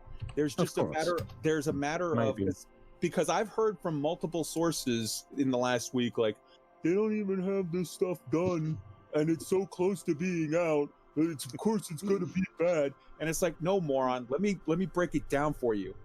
They don't make planets. Frontier does not make any planets. They didn't make the universe. What they do is they make the Stellar Forge, which is this crazy matrix generating thing, and then that makes the planets. This is not like, because I've heard, it's 8 months before World of Warcraft come out and we've already got the beta, playable beta for that. Yes, because in World of Warcraft you make 8 new maps per expansion and you handcraft it where it's like, here's a hill, here's a river, here's a road, here's a house, here's 50 trees, here's a rock, here's a whatever. And in that case, when you're hand making it, yes, you're done way ahead of time with, and it's very, very easy to say like, hey man, can we put a tree over there? Yes, it'll take me 2 seconds. I can put a tree over there. This is different in that they're feeding galaxy generating rules into this sort of super matrix thing that I'm too dumb to understand, and it spits out a universe. And when you're doing something like that, or doing something like how Star Citizen is doing it, Star Citizen and Elite Dangerous are not making the same kind of games as everyone else in the playground is. Everyone else is making a game where you want a tree, you draw a tree, you're done. Star Citizen, Elite Dangerous, they're making, okay, I make this crazy supercomputer thing that then generates trees on trillions of planets. And when you do something like that, you can have a year ago what is a good looking ice planet, and the thing still might not be ready to push out because, okay, it generates billions of really good looking ones, but some of them it makes it to where, you know, the trees are all inside out, or the something is something. And so like, for people way smarter than me, people are gonna have to sort of get that, are gonna have to understand that like, this isn't a situation of these guys are completely unprepared and it's already this close to the thing. 99% of the work is just generating sort of the rule sets that then generate all the other stuff. That's how you can be this close to done and maybe legitimately not have all the answers just yet. So there's two things there, isn't there? There's first of all, you've got to make sure that, fair enough, you've got your little seed of data that's going to decide on sort of what gets created here. You've got to make sure the rules are absolutely spot on correct, because it's going to create trillions of planets, and you need every one of those planets to turn out right. And secondly, you've got a massive QA job to make sure that they do all turn out right. So yes, I mean, they will have been working on this 2 years ago. They will have got 90% of it done 2 years ago, and they've been refining it since. That says a lot to me, that it's like those chevrons, that little key lets you know so much into the background of like, oh wait, this is not what I was thinking it is. Alec, I know you had a point that you wanted to add. Yeah, it's just on what Astro mentioned about the fact that they're also going to update existing worlds. If you watch the Odyssey trailer, the 4.5 minute video, as we all did on Tuesday night, when I went back into the game Wednesday morning to start playing again, I was really struck by the difference in quality. I was down on the planet, and you would have to update them. It would be too jarring if you. You know, next time you've got a free minute, go and watch that trailer again, and then go and play the game. You just couldn't jump from one of those planets to what we have now. It would be like playing two different. It would stand out like a sore thumb, basically. Yeah, it would feel weird. I mean, they have to update what we've got now, or it would just feel too weird. But so here's what I mean, the whole like the graphics on the planet just looks, I mean, so much different than what we have in Elite right now. Would you still get that effect coming from space and then going down to the planets, or flying inside the stations? I mean, yes, because they specifically, you had Pierce, and also that Hughes guy, that guy. He said literally, we want to make it such that when you're in orbit you can see the differences, but then as you get closer and closer and closer, right up to the point where you're on foot standing next to the rock, the differences persist. We want it to generate all the way through. So like that to me indicates that the scope and scale of this is such that it's not that, man, the planets are going to look 100% different from orbit, but once you get close it's going to kind of be the same. No, those planets did not look the same. That was all. There's a whole new planetary tech, Jack. That's new stuff. I'm sure gonna run around and take screenshots of planets and then do before and after. For sure. Absolutely, yes. Go ahead. So it's just one of the things about that 4.5 minute video is it showed a couple of shots of planets from space, and the reason it showed those planets from space is because it was demonstrating that they look different already from what we've seen before. Yep. And then it showed the same planet. It showed, from space. The one planet, it seemed to be sort of a rocky world with probably methane, because there was a lot of yellowish up in the atmosphere in the sky. It showed that planet from space looking very, very different. And then he showed him approaching from the ship flying low. It looked very, very different. And then it showed that was the one where it was a woman who was standing with a rifle on her back, was standing looking off at the horizon, looked very, very different from on foot. Like, they showed the 3 levels of perspective right there, and all of it throughout was very, very different. So I know the Burrs had a question in their chat. Would the panel be happier if the scope of Odyssey was reduced, but you could walk around in your ship? A lot of people seem to have that feeling. Did people want to chime in on that at all before we move on? I don't think it's an either or, is it? It's something that they definitely want to do, and David Braben said multiple times that he wants people to be able to walk around in their ships, but he does want there to be a reason for walking around in your ships. And if it's just a corridor to get to the exit, then perhaps that's not a good enough reason quite yet. And that perhaps there will be more panels, there'll be kind of additional gameplay that can be built into the ship. But if they let us walk through it now, that kind of precludes building in that additional gameplay later. Astro. So what I see the problem with walking inside ships are, of course, there needs to be something to do. At least that was my original thought, because you have to be able to go back there, and there needs to be a reason to go there. Otherwise, you're going back, you're looking, it's pretty, but then you've seen it, right? And on the other hand, I don't see them taking anything that you can already do today in your cockpit away from you, so you now have to go back. Let's say that, like, your power plant gets shut, you need to do an emergency reboot. Now you have to go back and pull a handle on your power plant to restart it. That's never going to happen for one reason, and that is if you have 2 people, one playing with Odyssey and one playing without, the ones that play without Odyssey have access to this right from the cockpit, but those with Odyssey doesn't. That's a very unfair advantage to the people who do not have Odyssey. So they would have to add something completely new to it. However, after been playing a not small amount of Star Citizens, they are very, very well designed ships interiors. And even though there's no real gameplay in the ships, just the whole, get out of your seat, walk back, open the doors, and walk around and look at your ship, and especially if you're going to be able to customize the interiors of your ships. I could see, yes, it's not going to add a whole lot of gameplay, but I could see this being a very enjoyable experience, because this is what I've been spending the majority of my time on in Star Citizen. That's been tracking down people with a specific ship I want to see, and then get on board and walk around, just have a look at the interiors. There's a difference there, though, isn't there? Because in Star Citizen, you can invite other people on board. Who's to say you can't? Who's to say you can't? I mean, you can already. You can invite people to multi-crew. It seems to me that if they were to say, now you're allowed to walk on your ship, but you're not allowed to multi-crew, that would be a weird step backward. I disagree with your assumption there. Yeah, but it's different. What we don't want is, personally, I don't think telepresence is a great solution. Just like telepresence in SRVs isn't a great solution. I would quite like that to be sort of walked back a little bit, and let's actually have real commanders coming on board your ship. Real commanders actually being there, not just pretending to be there. Well, I mean, I completely agree. But up until now, they haven't had the tech to have any commanders walking around in your ship, much less whatever. They had to teleport you there because that's all they had. So I think that's TBD. We got to wait and see how they work all that out. But do you think? That brings us. Go ahead. Sorry, I was going to say, mate. Do you think enough people don't use multi-crew in order for them to just go, okay, that's no longer a thing?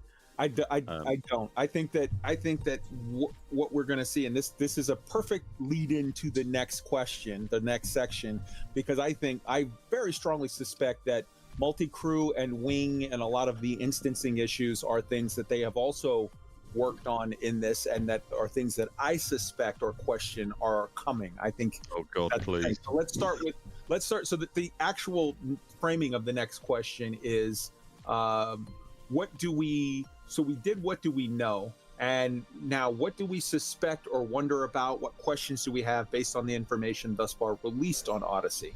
And let's start with the burst. Well, what do we know based on what's been shown already? I mean, there's stuff. I suppose there's stuff I would like to know. Would that be good enough? Sure. So the plant life that they've talked about. I tell you what, one thing that annoys is the wrong word, but one of the things I don't like about the current life that we can find on planets is that it's essentially the same version of the same thing, or a different version of the same thing, you know. So you get brain trees and you get pumpkins and whatnot. What I'd like to know about the plant life is, have they gone down the procedural route with that stuff? Yes. And you're going to go to a planet and you will see completely random plants that you have never seen anywhere else that are very specific to that planet. Yes. Yeah. They I think they said that, and the thing they showed where they has that been explicitly stated? So where they showed the plant life, they showed two different types, and the first was like shrubbery, and there was 4 very different distinct types of shrubbery. And when then you say shrubbery, all I can see is Monty Python. Yeah, and then they showed a thing that I'm going to call space cacti, and they showed 3 different space cacti, and then some blooms off of that. And with regard to that, in the later discussion when they were talking with Darren Halil, he talked specifically about they talked about the vegetation and the fauna, or flora rather, and they said that the different planets have different chemical compositions and different whatever, and you're going to see plants that are distinct, that are alien, but that you can sort of recognize genuses. You can recognize like, oh, this species seems to be similar to that species, but they're distinct and different, and that it's going to be different on different worlds. Is that the convergent evolution they were talking about? I believe so. Yes, absolutely. Okay. But they've only actually if that just means like a different coloured space cactus to the previous space cactus that I've seen, then I'll be a little bit disappointed, you know, because even someone correct me if I'm wrong, because I don't know No Man's Sky terribly well, but hasn't that got completely random plants depending on what planet you're on that are all procedurally generated? They might not be generated terribly well. And sometimes you come across the same stuff on different planets as well. Do you? Okay. Yeah. But in fairness, like it's like you can find look at on Earth we have completely distinct sort of biospheres or whatever ecologies, and yep. there's weird times where you can find, hey man, there's a plant that's normally found just in Australia, but somebody must have transplanted one over to here, and now all of a sudden there's some in Nevada or whatever. So like that doesn't bother me so much as what my only sort of real question mark hope or whatever on the plants is, don't give me a planet, and I don't think this is going to be the case. I have faith that this is going to be well, but don't give me a planet where I scan it and it says there are 9 biology sites, and those are the 9 places on this entire planet that you can go to and see a bush. Like, make it just sort of everywhere. But, well, to be honest, that would take away from the walking on foot bit and the exploring on the planetary level, because all you do is you'd fly a spaceship down and then you just get out and scan it. It'd take 5 minutes. 100%. 100%. If the only time that you're on foot doing something is the last 8 feet, because you fly over to 200 yards from the plant site, so you land where you don't squish the plants, then you drive over the 200 feet. 200 meters or whatever to where the plant is, and then you get out and walk the last 5 feet to stick it with your little sampler, then that would be a real bummer for sure. But I'm sorry, I interrupted you, Buur. We were on the Buur's section on things that we suspect and question and wonder and hope for. The other thing I'm very, very curious to know about is the social spaces that they've mentioned, social hubs, and how that works. That kind of tied in sort of to my comment about multi-crew earlier on, because it's still a very, very, very big galaxy. So if you're going to have, I don't know, social spaces, I'm wondering if we were going to have some kind of nexus kind of thing where if I go to a social hub in Sol and Wotherspoon is in Colonia and he goes into a social hub, will we then be in the same room? And from that room, will we then be able to go and do a thing together? That sounded weirder than I wanted it to. I was like, whoa, what are you guys Sorry about that, Pete. We can do a thing together. Which brings me on to the sampling tool. Oh, Jesus. Will we be able to go into some sort of instantiated, like a raid, like a dungeon raid kind of thing from inside that nexus sort of social space? Do you know what I mean? I'm completely... I'm wondering how they're going to connect people on different sides of the galaxy still. So you want to go into a locked room with Wotherspoon and get your sampling tools out. And, That's basically what I'm after. Don't forget Plater. He wants Plater in there as well. Just I don't want Plater anywhere near my Wotherspoon. Put you to shame, buddy. Put you to shame. All right, Rheeney, your turn. I think for me, seeing the cool grabby claw thing. What does that do? Oh, I'm really frightened by that thing. It's going to be like... I would have liked them to. They must know roughly how that's going to work, and I would have liked to have seen if they were going to focus on the plants and the discovery the scanner thing on this dev diary. It would have been nice if they'd gone a little step further and told us roughly how that worked. So, if I'm going to go exploring, I'm really encouraged with that as gameplay for me as an explorer. But if it's going to be really monotonous and if it's just going to be a point and click that's too boring, is it going to be like the composition scanner, or is it going to be like almost like a mini game like the blowing up asteroids? I'd like to know. It equally worries me. Plus, I'm curious how that's going to work. So looking forward to that. The ranking things, and partly on the social hubs, I think it would be nice if there was some way of perhaps having certain sort of squadron social hubs. I'm looking for. I don't know how that, because we've got to be able to, like Burr said, we've got to be able to get people. It's a vast galaxy. We've got to be able to get people together somehow.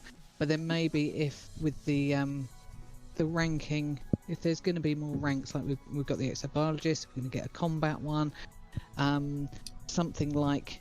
Is there going to be a ground combat one as an incentive to do ground combat? And then if you reach a certain level, would that unlock another social hub, like something like Shinra? Would there be exclusive club? Yeah, a little bit as an incentive to do that, because at the minute, Shinrata and other places, you unlock these places which become a little bit exclusive. What if it's interesting? You get What if it's in Shinrata? What if you go to Shinrata Desra, which you need elite in something to get to, right? And in Shinrata Desra, when you dock, there's a bar that's like the Salty Dog that only people that are elite FPS Pew Pew can get into. And in there... Sounds like a horrid place. Whatever. All right. I don't know. All us explorers can have the elite, the biologists can go out and hang out. Yeah. No, don't people find that Shinrata's like one of the least social places in the game? Like nobody ever speaks to you in chat, and everyone's too busy. Oh, just be the place of the bar fights then. That's just you, Alec. That's just me. Oh, fair enough. Yeah, you might be right. Everybody just goes in, buys the stuff, and leaves as quickly as they can. Just a quick one. Somebody on chat and our thing had quite a good point about going back to your point, Burr, and the No Man's Sky and variation of generating different flora and fauna. How much can the codex actually cope with? If it's going to be so randomized, can your codex actually cope with that? The codex is pretty beefy, considering if you look at all the stats that it keeps track of, and you look at just now the different random, millions of different places where there's peduncles or this, that, and the other. If I was going to put my money on something being robust and able to keep up, it would be the codex. Yeah, I mean the thing I wouldn't want to see is that there's 150 different sorts of plant life, and you can kind of do a Pokemon thing. You can go and scan them all, and then you're done. No. It's got to have more kind of staying power than that. We'll just I must know, because surely exploration is, even though Odyssey might be aimed at sort of first-person section, ultimately exploration is still a huge part of the player base. So I don't think Odyssey is aimed at. You're thinking first-person shooters, aren't you? I don't think Odyssey is aimed at first-person shooters. No, I think they came out right out of the gate with this very first one, and you had guys that were talking about how, literally, you had that guy saying exploration is the thing that sets Elite Dangerous apart from all the other games. We can do something that no one else can. They know, and David Braben has talked repeatedly about, don't try to copy everybody else. Don't make another Fortnite. If you have something, an idea that's different, if you have something that sets you apart from the pack, that is your cachet. If you can make it fun and you can make it whatever, like, go hard on it. And I think if anything, we're going to see a blossoming and a resurgence of exploration in the time of Odyssey, not sort of making it less than. Alec, lovely. You're up. I can't wait to see a demonstration of the exobotany scanner thing. Because currently my expectations are deliberately really low. The idea of seeing something, of having new things out there that you can scan and add to your codex, well, we all know how exciting it is to go and do that with brain trees or bark mounds or even stellar phenomena. It's all right. It's cool. You get to see some weird new shapes. I see some great screenshots of stellar phenomena, but it's not actually that very exciting, is it? And adding it to your code. Varied. No. Yeah. So I'm really curious. You know, it's great that there's a hint that the use of that scanner is skill based, but I'm holding my expectations in reserve on that. It might not be that great. But there are some other interesting things I wanted to mention. The why do things on foot?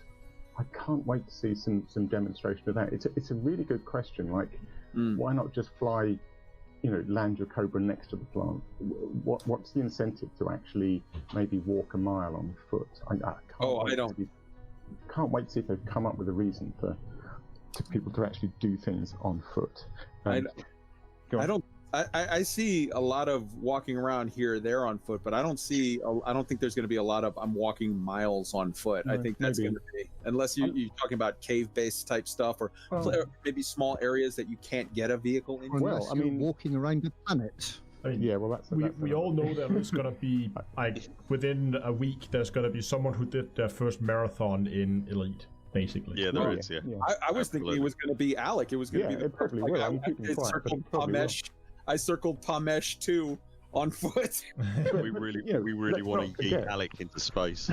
Let's not forget, we didn't see it on Tuesday, but we do have the jetpacks, so there is a sense that we might at least be cushioning a fall down a cliff face or something. So there's an expectation that we'll want to try one of them on a 10G planet. Yeah, there's an expectation that we'll be doing more than landing next to a plant and scanning it. There needs to be a reason to go distances on foot. So I'm you don't need jetpacks for that. Now I'm just picturing Wotherspoon looking like an Oompa Loompa going, that didn't go well. All right, here's one. Hang on, I haven't quite finished. Here's another one. So we're walking around, you know, I was looking at the animation of the walking and stuff, which is quite nice. Does anyone think we're going to be able to slash dance and stuff like that? Are we going to get emotes, salute emotes? Oh no. Just and one last one. Anyway, one last I think you've got to have, haven't you? Well, that's it. You go to a social hub. You want to maybe wave at somebody. If nothing else, mate, they can sell them. If we go planet side and I'm seeing somebody doing the night elf dance, the Michael Jackson dance, I'm just gonna uninstall. I'm out. Yeah, I know. It's bad, isn't it? Yeah. And here's one more that I'll take the bounty. They haven't mentioned this at all, but we see a visual upgrade to the surfaces. You know, if you look at that surface of the ice planet, then that looks like surface snow. So if you drive through it in an SRV, you would expect to leave tracks. But it made me wonder, are the tracks just a texture on top? Or is there... I wonder if they've done anything to make stuff a little bit more deformable. You know, could brain trees maybe bend a little bit in the update? Could rocks, small pebbles, maybe be moved a little bit? Are any of these things too much to hope for? That everything might not be made of rock? It'd be nice if the SRB didn't sink anymore as well. That'd be one thing which would be nice. Yeah. All right, and we're gonna do one last thing from Darling Rhee before Plater gets to speak because she's cuter than he is. Go for it. Only just. Player. Just a really tiny thing, something we've seen but don't know quite the answer to. We saw, obviously, from the footage outside the SRV in particular, the camera suite obviously is still there in what we saw, but it's only not in-game yet. Where do we land with the camera suite on? Yeah, we need to know. We really need to know about that. For all content creators need to know about that sooner rather than later. Thank you. Absolutely. Plater, you get to go finally. Hooray! So my thing that I really want to talk about, and shut up.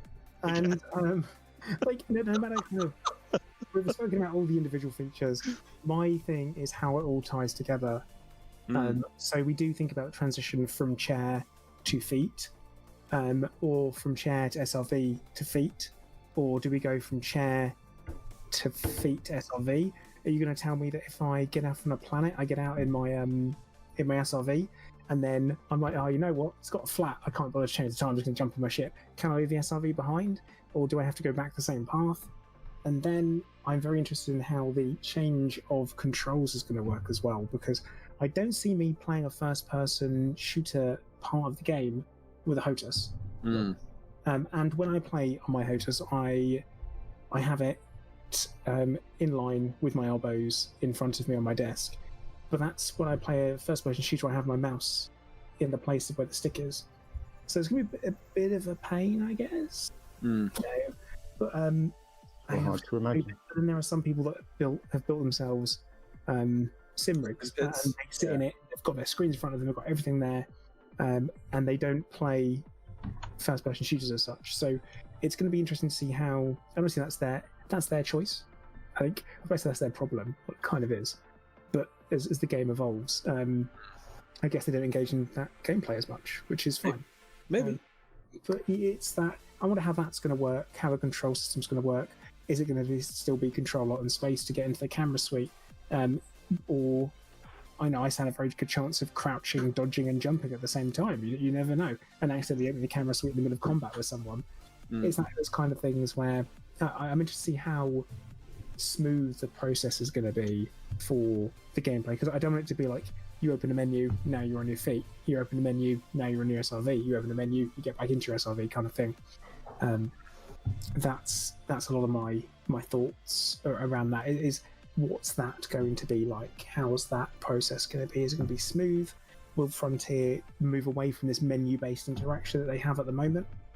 Because it is quite heavily menu-based. And I guess that's probably talking about it in quite a positive light. For example, the fleet carrier thing, I know lots of people are annoyed that it's a 5 billion credit menu. At points, yeah, it is, but how else would you manage it? That's what it was like. Even if you were to get up and go to the bridge, it would be a menu with literally extra steps. You're going from one place to another to arrange stuff. So, yeah, immersion's slightly better, but I kind of want this. I want what will hopefully be a nice smooth gameplay process transition from ship to foot and back again. That's what I'm hoping for, and that's what I want some details on. I want to know how that's going to work. That's a tricky one, Plater, because there's going to be people that are like, give me more immersion, and there's going to be people very rightly on the other side that are like, hey man, don't screw with my stuff. So that if you have a situation where you say like, okay, now we've put it in, and from now on when you accept your missions, you have to dock in the station, get out, walk over to a bar, talk to a mission giver, have a conversation, go through the stuff, whatever.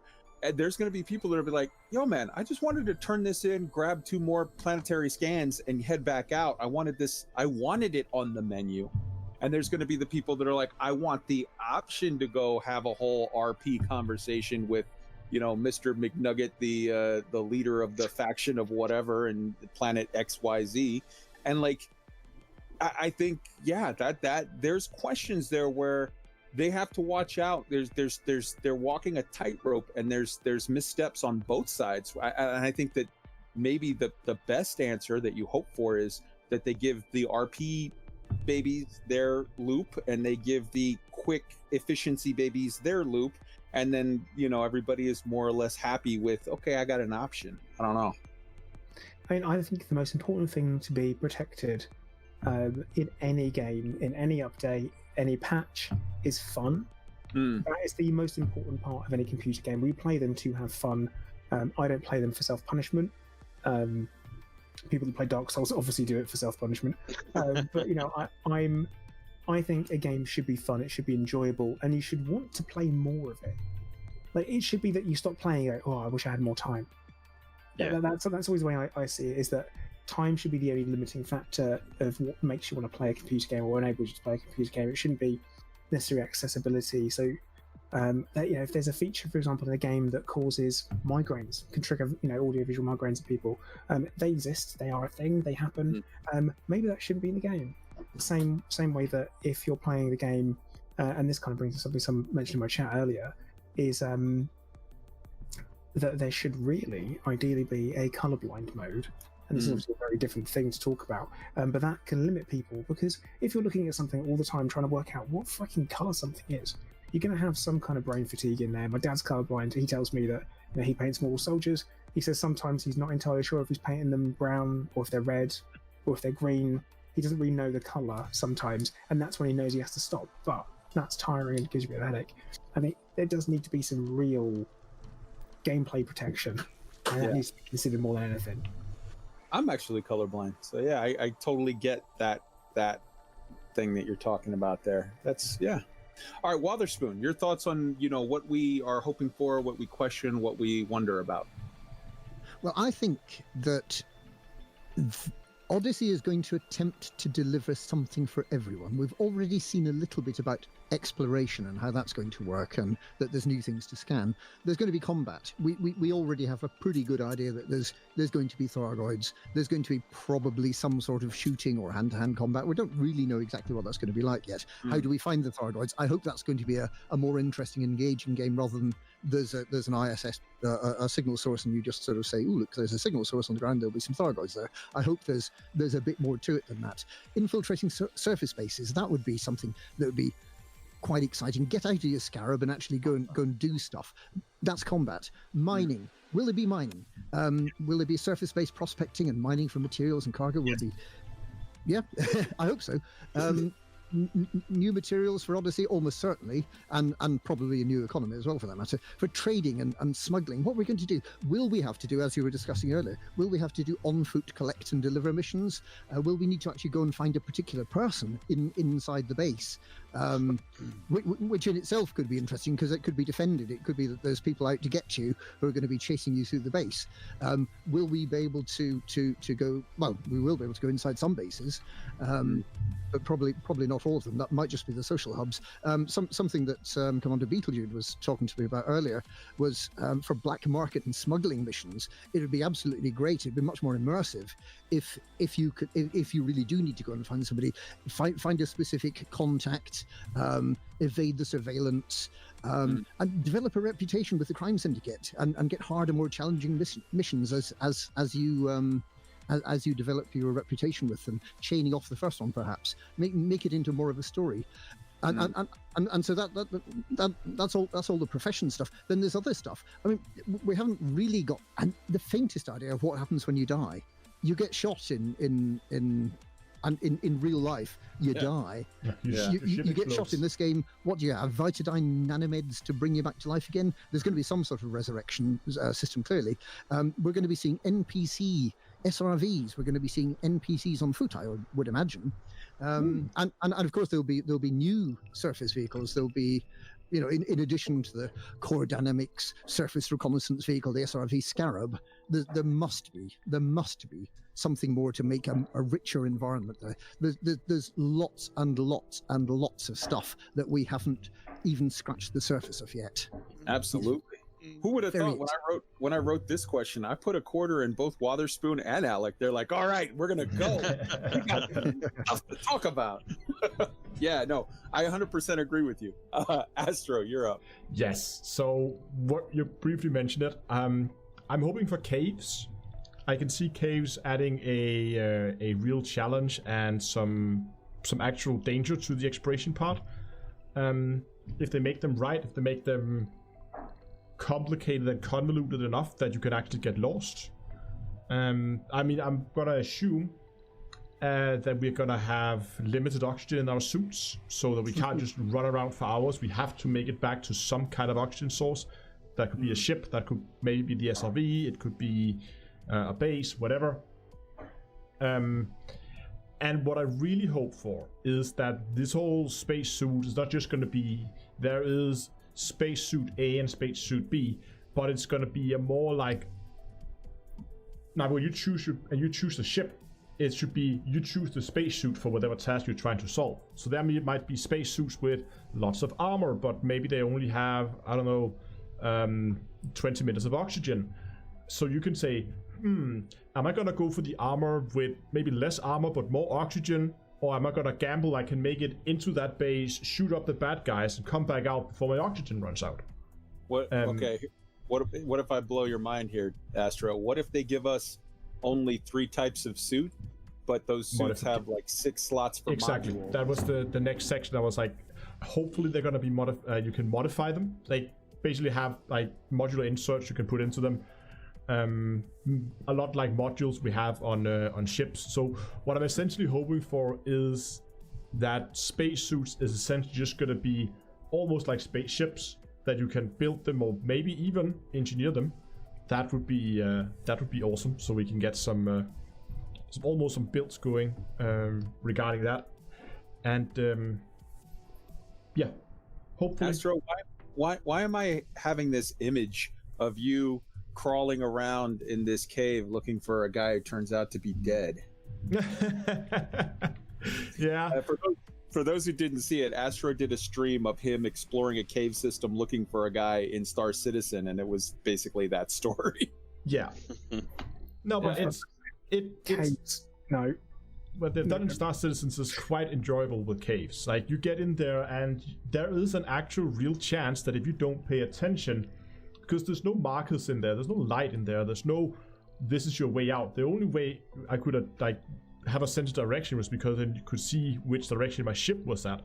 But you will get lost in there if you're not careful, and you're not gonna get out again because you're gonna run out of oxygen eventually.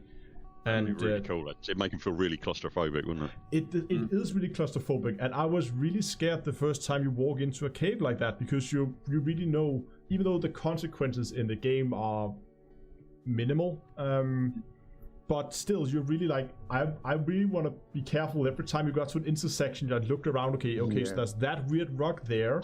I need to remember that and then head right when I come back, because otherwise, and like write the thing down, because otherwise I'm gonna get stuck in here. And I've had some close calls. There was a bit where you crawled into a bit that you could crawl down, but you couldn't crawl back up. It was like too narrow. It was just narrow enough for you to gravity assist drop down or whatever. Yeah. Okay. Something like that, I think, is really cool. And of course, there should be a reason other than there's a chance you die to go into those areas. It could be missions. It could be that there are, like, I don't know, it could be something like there's a disused mine somewhere. Go into that and there's some mining materials you can get, but there's also a chance that, I don't know, mine's gonna collapse and you have to find another way out, or I don't know, there's like many possibilities. So all in all, what I really hope for is not just surface but also subsurface content to come to it late. Okay. All right, so we're on to me. What do we suspect? What do we hope for? What do we whatever? I strongly suspect that the next, we're going to get 2 new elite ranks, as I said, and the second one is going to either be exogeology of some form or exomineralogy, and the second one is going to be exo-pew-pew, or FPS pew-pew. I don't know. It may be both, maybe one or the other, whatever, in addition to exobotany. I'm very much intrigued, and I have also been thinking, it's been spinning around in my brain for days, the way Wotherspoon mentioned about how do you handle death? Because, you know, currently we're all just telepresenced. So death is your SLF blows up or your SRV blows up and boop, you're back in your seat, in your ship, safe and sound, because you were never there. Except for now we're going to be there. How do you, if a Thargoid just goes ahead and you know, gives your little helmet a 780 degree twist, you're not telepresence, you're actually there. So as your head is popping off, how do they, you know, is it like, oh, it's like the Eve answer, your clones, or how is, like, and I don't know about any of that, and I very much wonder how they'll have to handle that. And then that ties into what Buur said of how does it handle, how do you deal with if you have a situation where I want to go and take Buur for a drive in my SRV and show him a cave somewhere, but he's on the other side of the galaxy. It's not telepresence. You actually have to be there. How is that gonna do a thing? Don't worry, I'll leave you intact for Wotherspoon. It's fine. I was gonna say I'll be busy with Wotherspoon. So the whole problem with that is, let's say that I invite you on my ship and we're walking around and we're looking at caves or whatever, and then I say, oh, like real life calls, I gotta go, I log out. What happens to you? I mean, I'm picturing that there was a Twilight Zone where it was just that one dude wandering the desert planet in the middle of nowhere, like, I don't know what to do now. Have to wait for the guys to come back online, and I don't know. I mean, so they have to make sure that if you are on another person's ship, or if you're exploring something with another person, that if that person, I don't know, disconnects, loses connection, has to go, whatever, that you are not just stuck there and you actually can get back to your ship. So that's why I'm thinking it's probably going to be telepresence.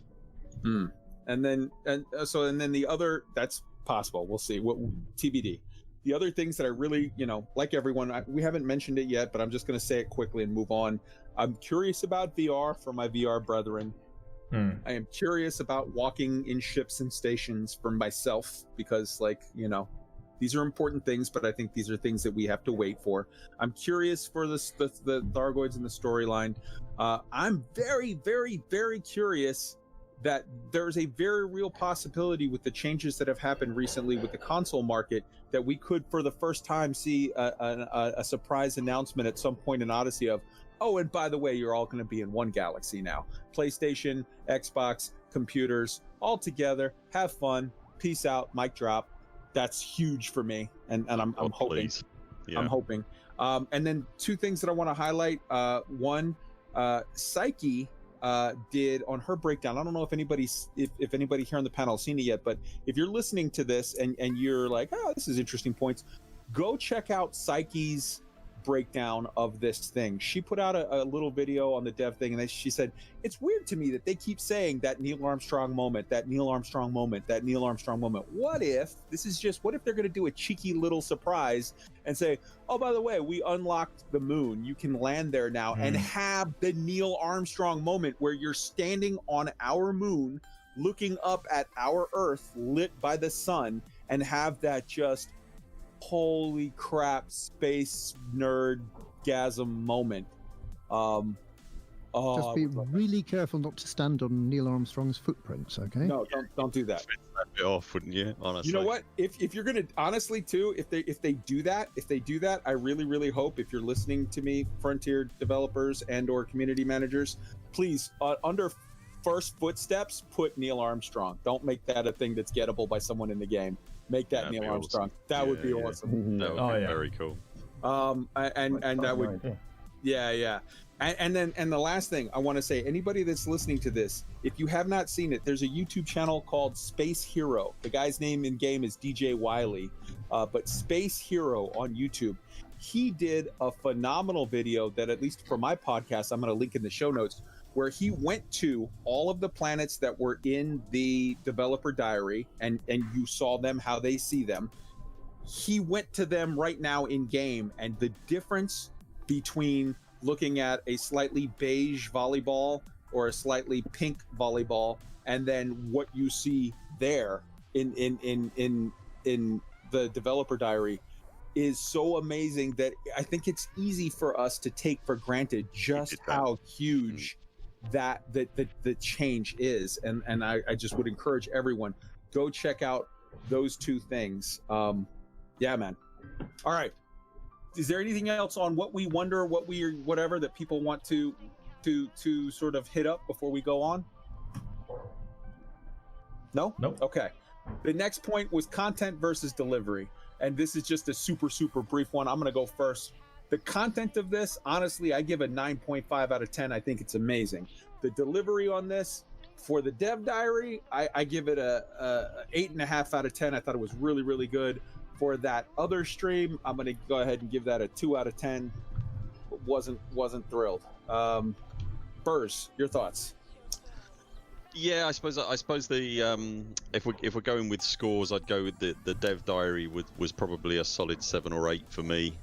How did you feel about that? 9 for me. You were really blown over, weren't you? Which is great. I really wanted them to have a really good moment with the live stream, and I was so disappointed for them. So I'm going to go with it. 1.5. Yeah. I'm afraid. Woo. No, harsh, but. Hey, that's where I was at, so it's fine. Toe curling, wasn't it? It was a little bit toe curling, sadly, and I wish it for them. I wanted it to be so much better for them. Yeah. Plater. So content of the dev diary, great. Really liked it. So it was pretty much spot on what I was expecting. I was expecting something brief, light, but a hype build. The delivery of it was good. I found it awe-inspiring in that sense of like excitement. Gave me some hype. Great. The live stream, obviously, not so much, and that's all I'm going to say. Okay. Fair. Well, we'll accept that as a you don't need to know. All right. ALEC. Content 8. and for delivery live stream, we'd give that a 2. Fair. Down to earth. The Dev Diary, if we're gonna give it scores, I'm probably like an 8. Definitely room for improvement. I really like what they did. I just wish there were more. And for the live stream, well, that could be a place to give us more. So instead of doing a recap, yeah, maybe use the live stream to go in depth and dive into some details. Ooh, that's the Denmark way of saying I'm not giving you a number for that one because it's not yes, great. Exactly. All right. That's the polite. Wotherspoon. I love you, dude. Wotherspoon. Okay, I'm not sure I could sensibly give ratings to the two different videos we've seen. The point here, I think, is that Frontier is a business. Frontier needs to make this successful. They need to draw in a lot more players. They need to draw in players from No Man's Sky. They need to draw in players from Star Citizen. They need to draw in players from lots of other games. They need to make this a really big success. They've started off quietly. They've got room for improvement with the content that they deliver. They're also, though, starting to engage content creators. And to be honest, in many ways, content creators are in a better position to create content, to do the hype and the excitement on behalf of Frontier.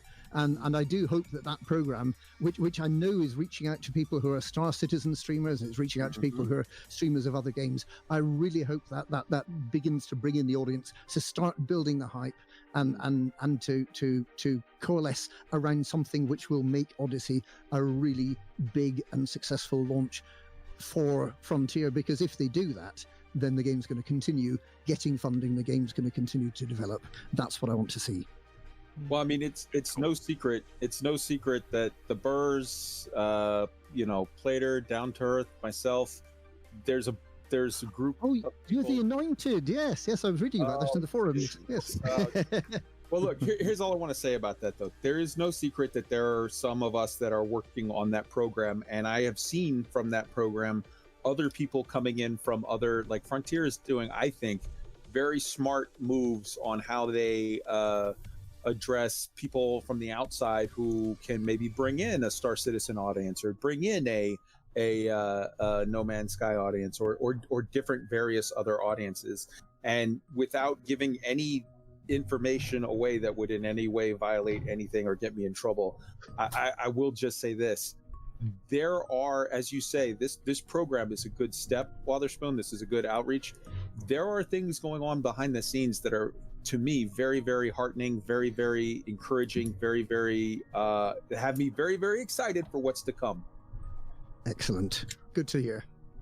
Does anybody want to add anything to that, or this is just free talk at this point? We can wrap up whenever. Does anybody anybody have anything at all? No, I think we covered. I'm probably gonna covered everything. All right. Hang out on my stream afterwards a little bit. Beautiful. I want to put in a little plug for those because he talked to me earlier. Mal for the Win is an awesome guy. If you guys are Twitch streaming, and obviously go till you go, but if there's if when you guys end, he was saying he was super bummed because he wanted to be here, and he's like, oh, that sucks that we're gonna partially overlap or whatever.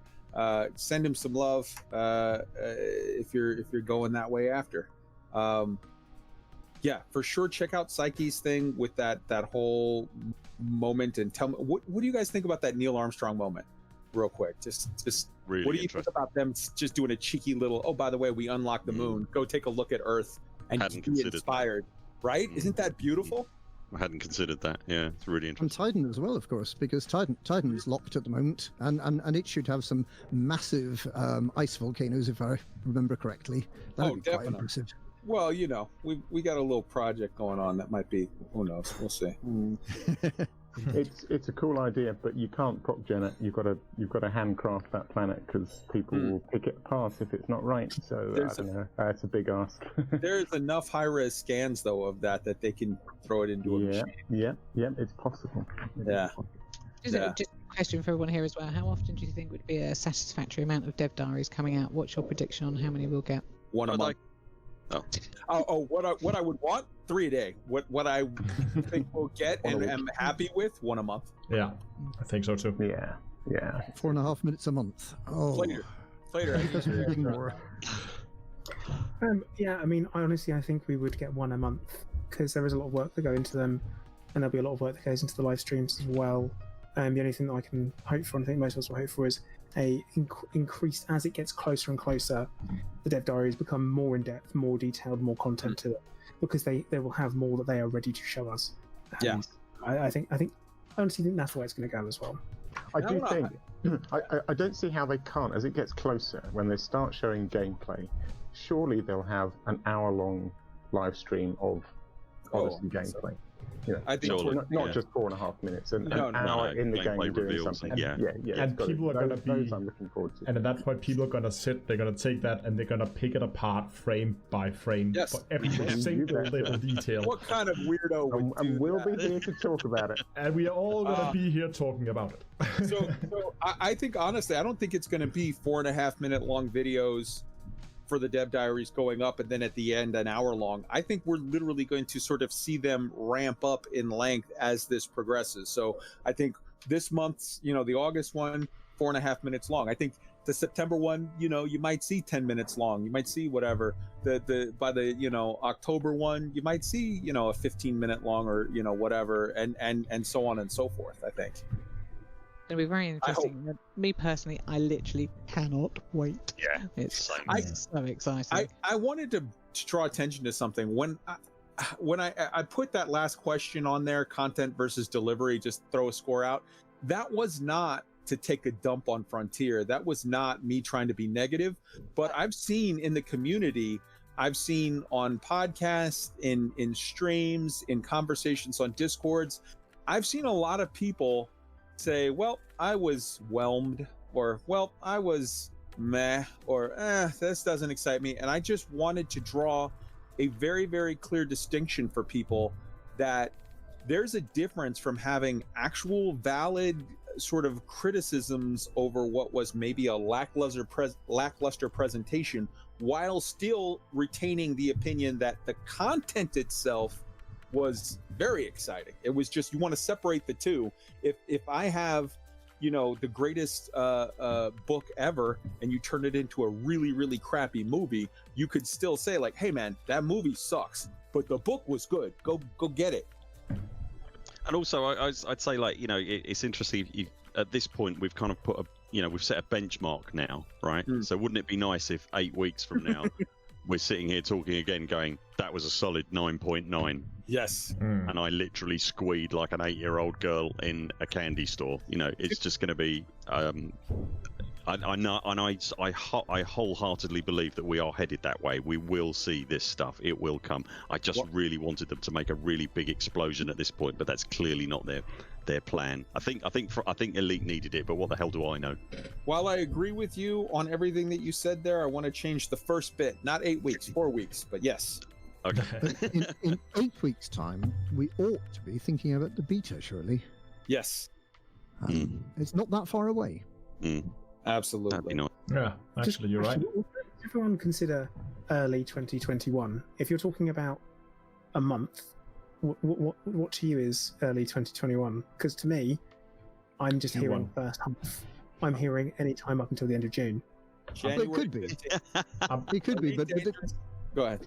I mean, the chance is very high that they've just slipped it a month from. They were hoping to put it out before Christmas, and now it's going to be just after Christmas. But it could still slip again. There's no guarantees they'll keep to this schedule. But I think they're aiming for January at the moment. Yeah. We've always taken it as January. I genuinely believe. Yeah, we've always thought it's January, but I know a lot of people think March. But I mean, none of us know really, do we? My money says Odyssey drops January 15th. Oh, we're making bets. Very precise. What time? Yeah, what time of the day? Yeah. 10:30 in the morning. Yeah. It's at 10:03 because the GameSpot it's supposed to open at 10 o'clock. Kevin's always late. Damn you, Kevin. No, I think January 15th.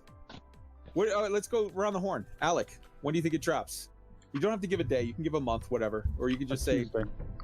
Okay, Tuesday. Beautiful. First. January. Okay. Rheeney. Oh, sorry, what were we saying? When When it it drops. Game. Yeah. Yeah, January. Yeah, January. Absolutely. Me, Rheeney. 31st of January, but the Tuesday of that week. All right. Down to earth. Anywhere in Q1, no idea. Okay. Plater. Realistically, I'm expecting end of Q1, but I wouldn't be surprised if it was any time after that either. I'm just being very, very calm and chilled about it. You're like, Fair. Fair. If it's earlier, brilliant. If it's later, well, it can't be later, can it? Because then it's not early anymore, is it? Not early 2021. Fair. Been there before.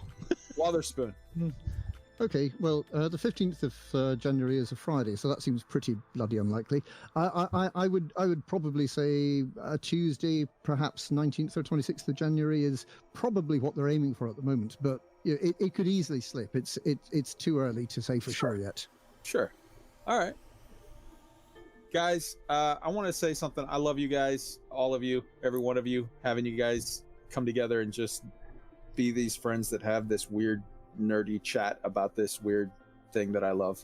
So it's super, super awesome to have the opportunity to do that. And I hope that we get together for the next Dev Diary. For sure. Thank you very much you. for pulling it Pretty sure together. we mate. Yeah. Thank you for having Thanks, us. everyone. Enjoyed it a lot.